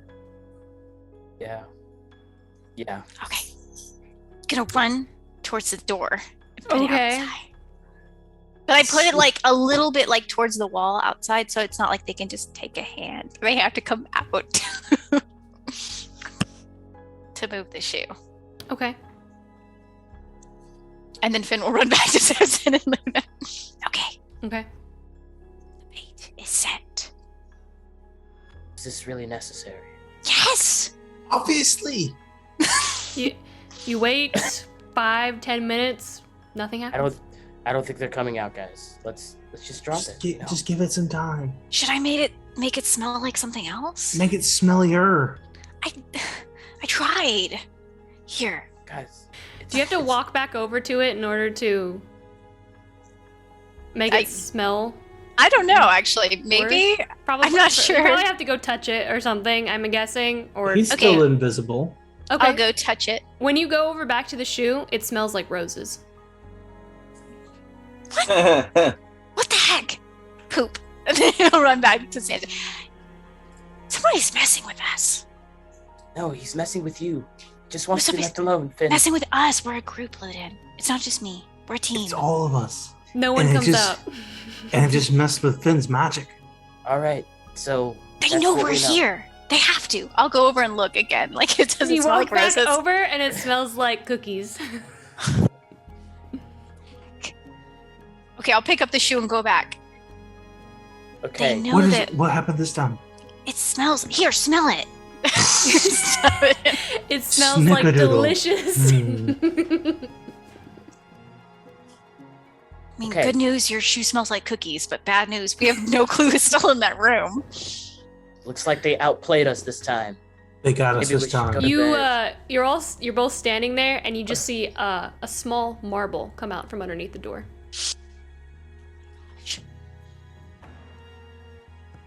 It explodes. Everyone No, make deck save. okay, so the marble. How far It's away like, is it? stop. How You're far away is the probably- marble? I'm guessing you're probably it comes out from underneath the door. And you guys Is it are a probably, I'm cat's eye guessing, marble? 20 or 30 feet away. Okay, so the marble starts. Luden immediately. It doesn't follow you or anything. It just rolls Yeah. out from underneath the door and stops. That's cool. Luden goes up to the crow's nest. Wait, and immediately Luden. turns uninvisible. And then the marble starts to float up towards the crow's nest.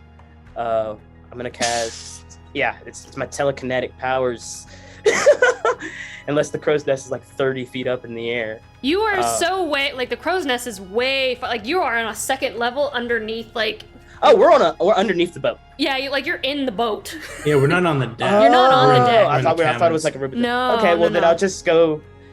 So Finn, this is go- all on the west wing then. Luden, go grab that marble.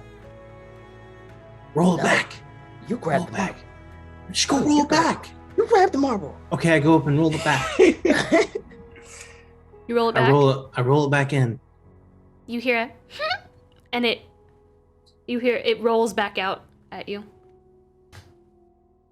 Children? It's We're like done. nudging Samson's arm. I do it again. rolls it back.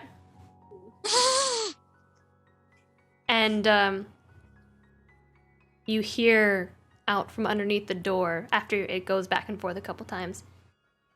Do you want to have a tea party with me? I don't see it. I just hear it. Yeah, you hear it coming from out underneath the door. No, we don't want to have a tea party. We do not want to have a tea party. No. Yes, we do. We totally do.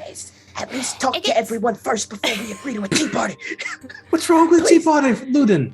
It's rather boring in here all by myself. Well, I'm not quite all alone, but I promised I wouldn't come out. Wait, why did you promise you wouldn't come out? No, we have a bunch of friends, and we would love to go to a tea party. Do you have more friends? How many are you? Like 6 of us. It's great. Yeah. Oh. Well, actually more because of, me and Ray's dad. Maybe just keep it small, Endeavor, to start, yeah? But yeah, there's a bunch of us, but at least 6. So you'll come to my tea party? Tomorrow night. Well, make sure that you all have proper titles because my tea parties are for the most proper gentlemen and ladies and kings and queens. So make sure you have a proper title. You see, I have a title. What's your title? I am Queen Regent Mimi, savior of the Isles of Gingerbread, purveyor of pancakes, and unicorn whisperer. Long may I reign. Long may you reign. And then you hear in the background like some voices. Long may she reign. Wow, she has like a whole court in there. Could not be happier. This is amazing. Newton, did you hear that? This is not good. You hear in the background like, Mimi, did you perhaps find some friends for us to all get to know each other? And she goes, I did, Mr. Pork Pie. Mr. Who? Mr. Pork Pie. You can come in now if you want to meet them. There's Mr. Pork Pie and Duke Nene's, Miss Ploctobottom, and Dr. Fugglemoss. They're my friends. Those are all really interesting names. We want to make sure to bring our friends, so we'll come back tomorrow, okay? You don't want to come in today? Tomorrow, we want to bring all our friends to see you, because it's going to be so fun. One more day. Yeah, they definitely want to meet a queen. Just one day more. That's great. We know a queen, too. Do you really? Is she coming to my tea party? Yep, she sure is. Well, I'm the bigger queen, though. Just so you know, I'm the regent queen. How tall are you? Luda is just sitting back, just horrified at this normal interaction that apparently Samson and Finn be having when the party is not around, and he's just like, everything makes so much more sense now. How tall am I? Yeah. Mr. Pork Pie, can you come measure me? And you just hear a phoom, and just like a very soft thud back and forth. Darling girl, I'm not entirely sure. You know what? Perhaps if we stack ourselves on top of each other, we'll know exactly how tall you are. That's a really good idea. Guys, please. How many dolls tall are you?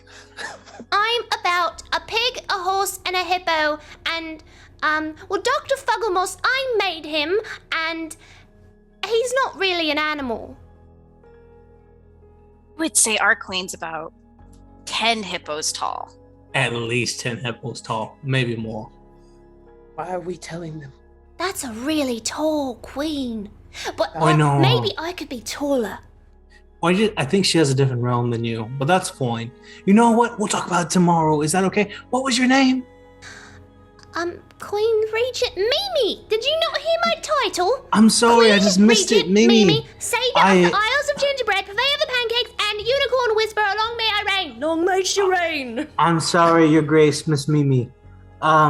Yes, Queen tomorrow. Mimi. Queen Regent Mimi. Queen Regent Mimi. Tomorrow. Yes?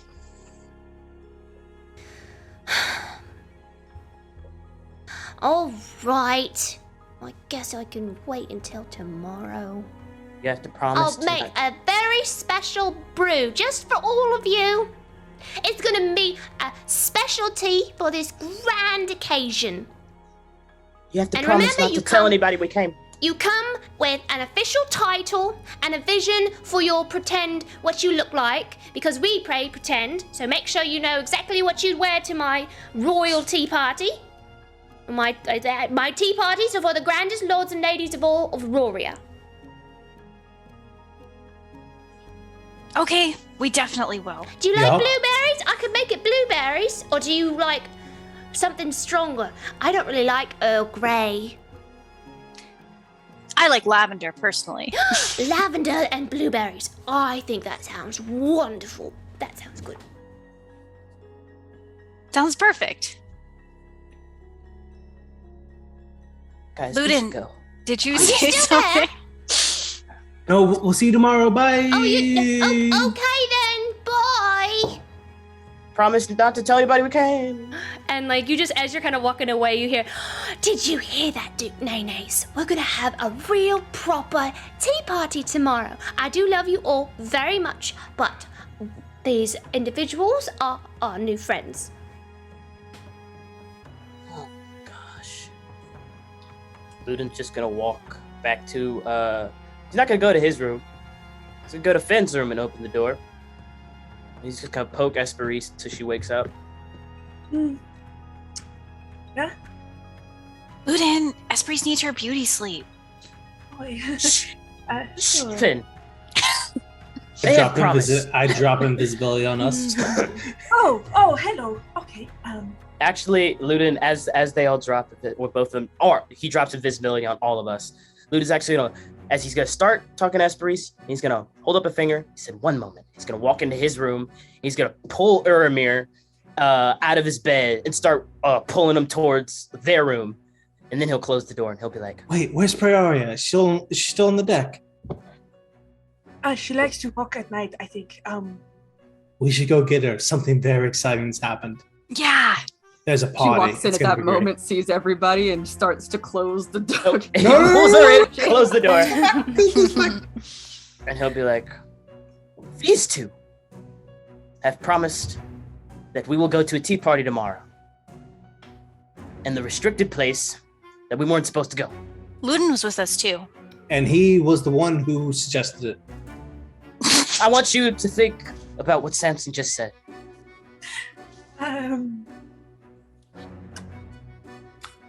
Yes, that's right. That's exact everything I'm saying. Yes. A tea party. Tea party. And who invited us to this tea party? Queen Regent Mimi. Can I do a history check on Queen Regent? First of her name. It was a child. She likes pancakes and unicorns. Yep. It was a child. Long may she reign. She has lots of friends too. She has animated her dolls. Well, you don't know they're dolls. Yeah, that could be real. You did not see her or her friends? Oh no, she spoke to us on the other side of the door. We put a stinky shoe outside her door, and then she made it smell like cookies. And also Yep. roses. Yep. Can confirm. So why didn't she come out to meet you? I think she said she was told she can't. No, By she who? promised she would not. Yeah, she promised she wouldn't. Right?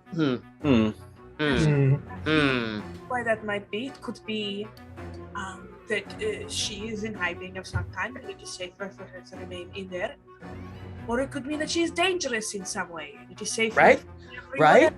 Or maybe she's honorable, because queens, when they promise something, they usually stick to their word. But She's- what's the promise for? Yeah, she sounded really bored more than anything. So I'm guessing she just wanted to have some fun. And so I know what the captain said, like, please don't go in there, all that fun stuff. Don't even interact with that door. But she invited us in, and I feel like we should respect her personal space by, if we're allowed and invited in, we should go. It's hard to deny a queen like that. I think we should honor her personal space by leaving it personal and not invading it. No, she asked us to come in. And she'll be really sad if we don't. Also, Praeria, they really talked you up. She really wants to meet the other queen. And he'll just look at the other two of them. Yeah. And you're 10 hippos tall, just so you know. Hippo. Yeah. Must we all go? What if they look for us? They specifically said that all of us would be there. Now, why would you? Oh yeah. Why would you not go? Well, it's a queen. Uri's dad doesn't have to come. Because we are guests on this ship, and the one rule that we had, you've already broken. They gave us lots of rules, and I broke many of those. This was just the latest. I don't really remember any of the rules they gave us. And that's how I know I broke them. There really was only one that they said.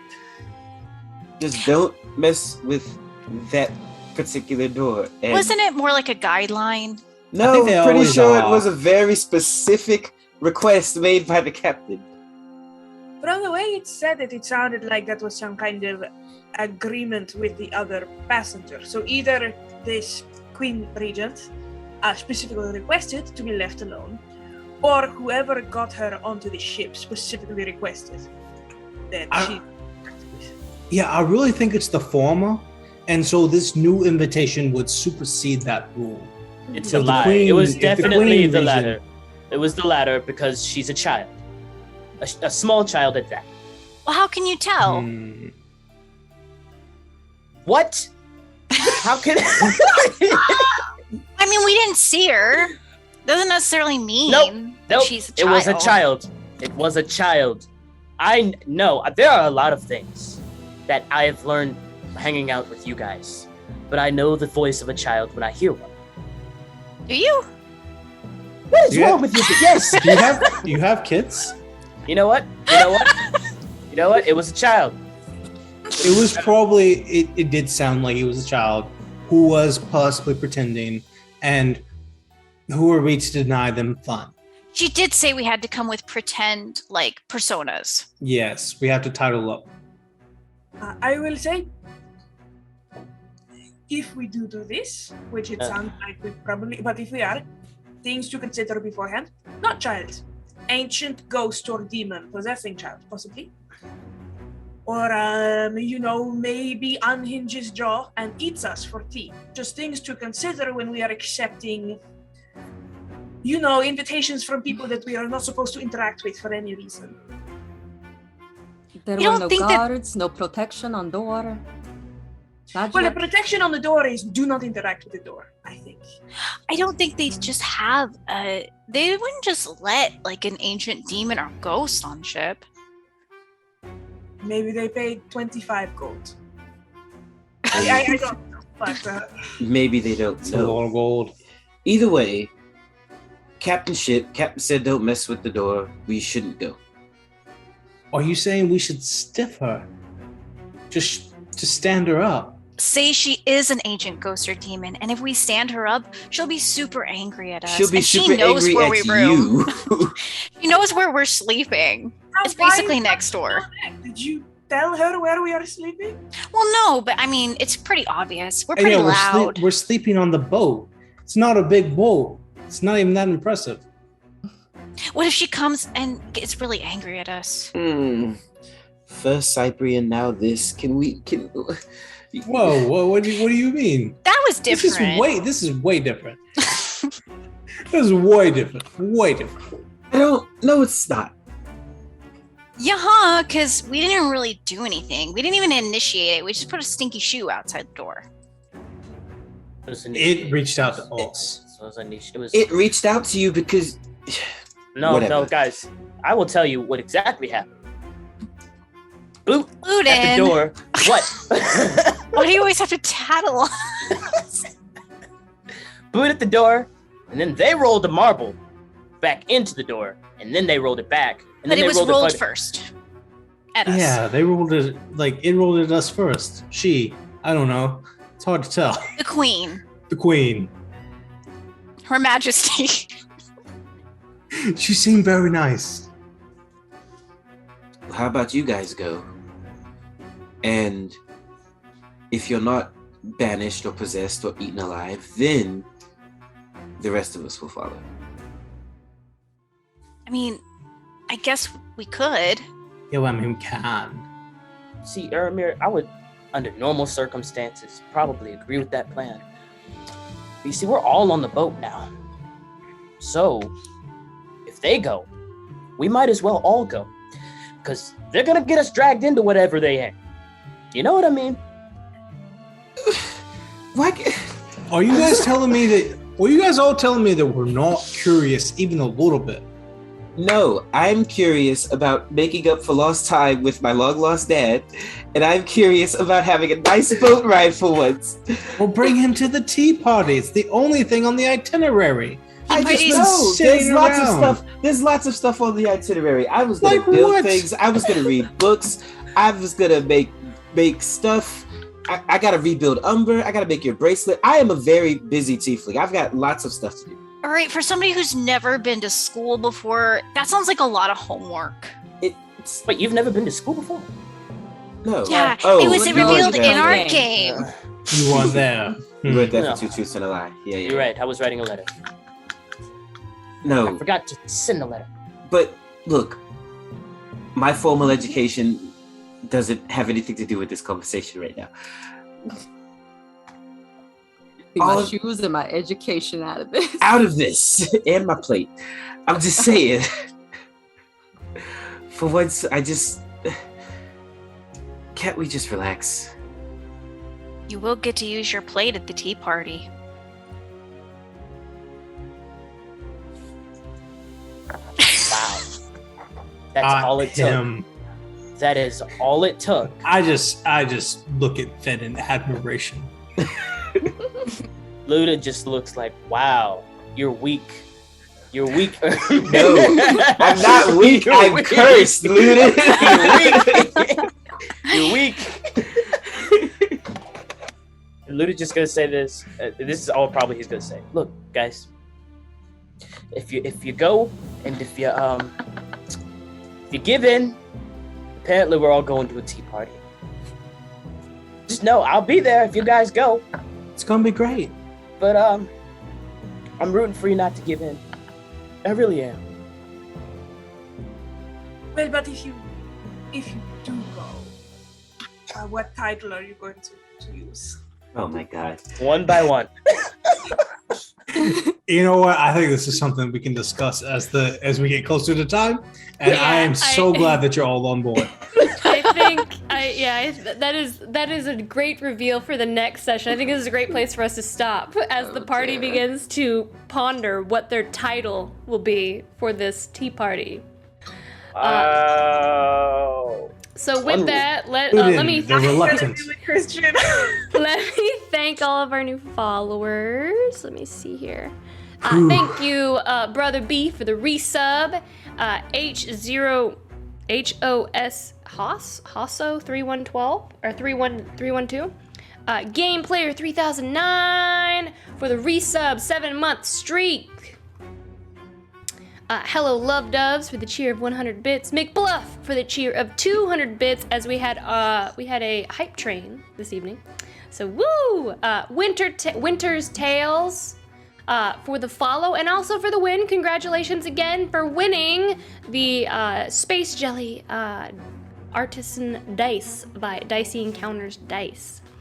And also thank you Flock Obama for the resub 9 months. 9 months. Thank you all so much. If you enjoyed our stream this evening, please follow us on social media or follow the cast. You can also follow the cast of Fate Send. Daniel will put those links in chat.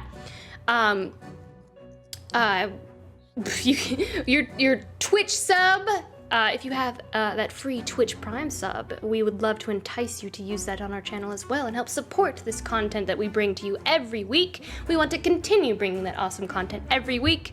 On Mondays, just to give you an idea of our shows, Mondays, of course, Fate's End, our homebrew Dungeons and Dragons game set in the world of Aurora, which is also the setting for our Stargazer's Guide to Aurora Kickstarter that just recently funded. So yes, you can join us here on Mondays at 7:30 p.m. Central Standard Time. Tuesdays, we are going to have our Twisted Veil summation of our show for Twisted Veil tomorrow at 8 p.m. Central Standard Time, so you can join the cast of Twisted Veil for that. And then Wednesdays, we have Iron Valor.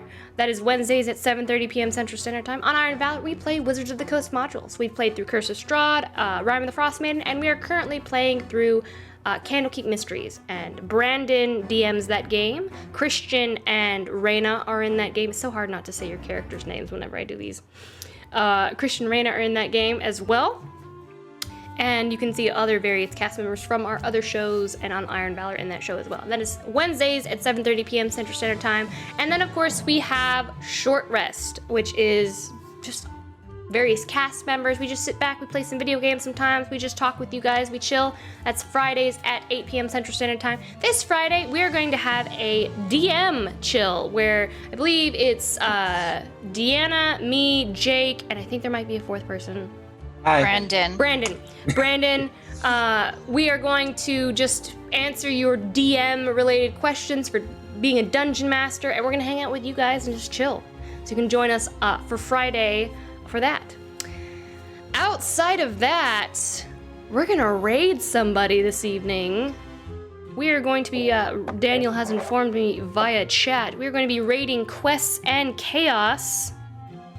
So stick with us, make sure to send them some love, tell them Ink and Lyre sent you, put a whole bunch of emotes in chat and send them love, and we will see you next Monday for more Fate's End. Thanks for joining us this evening, guys.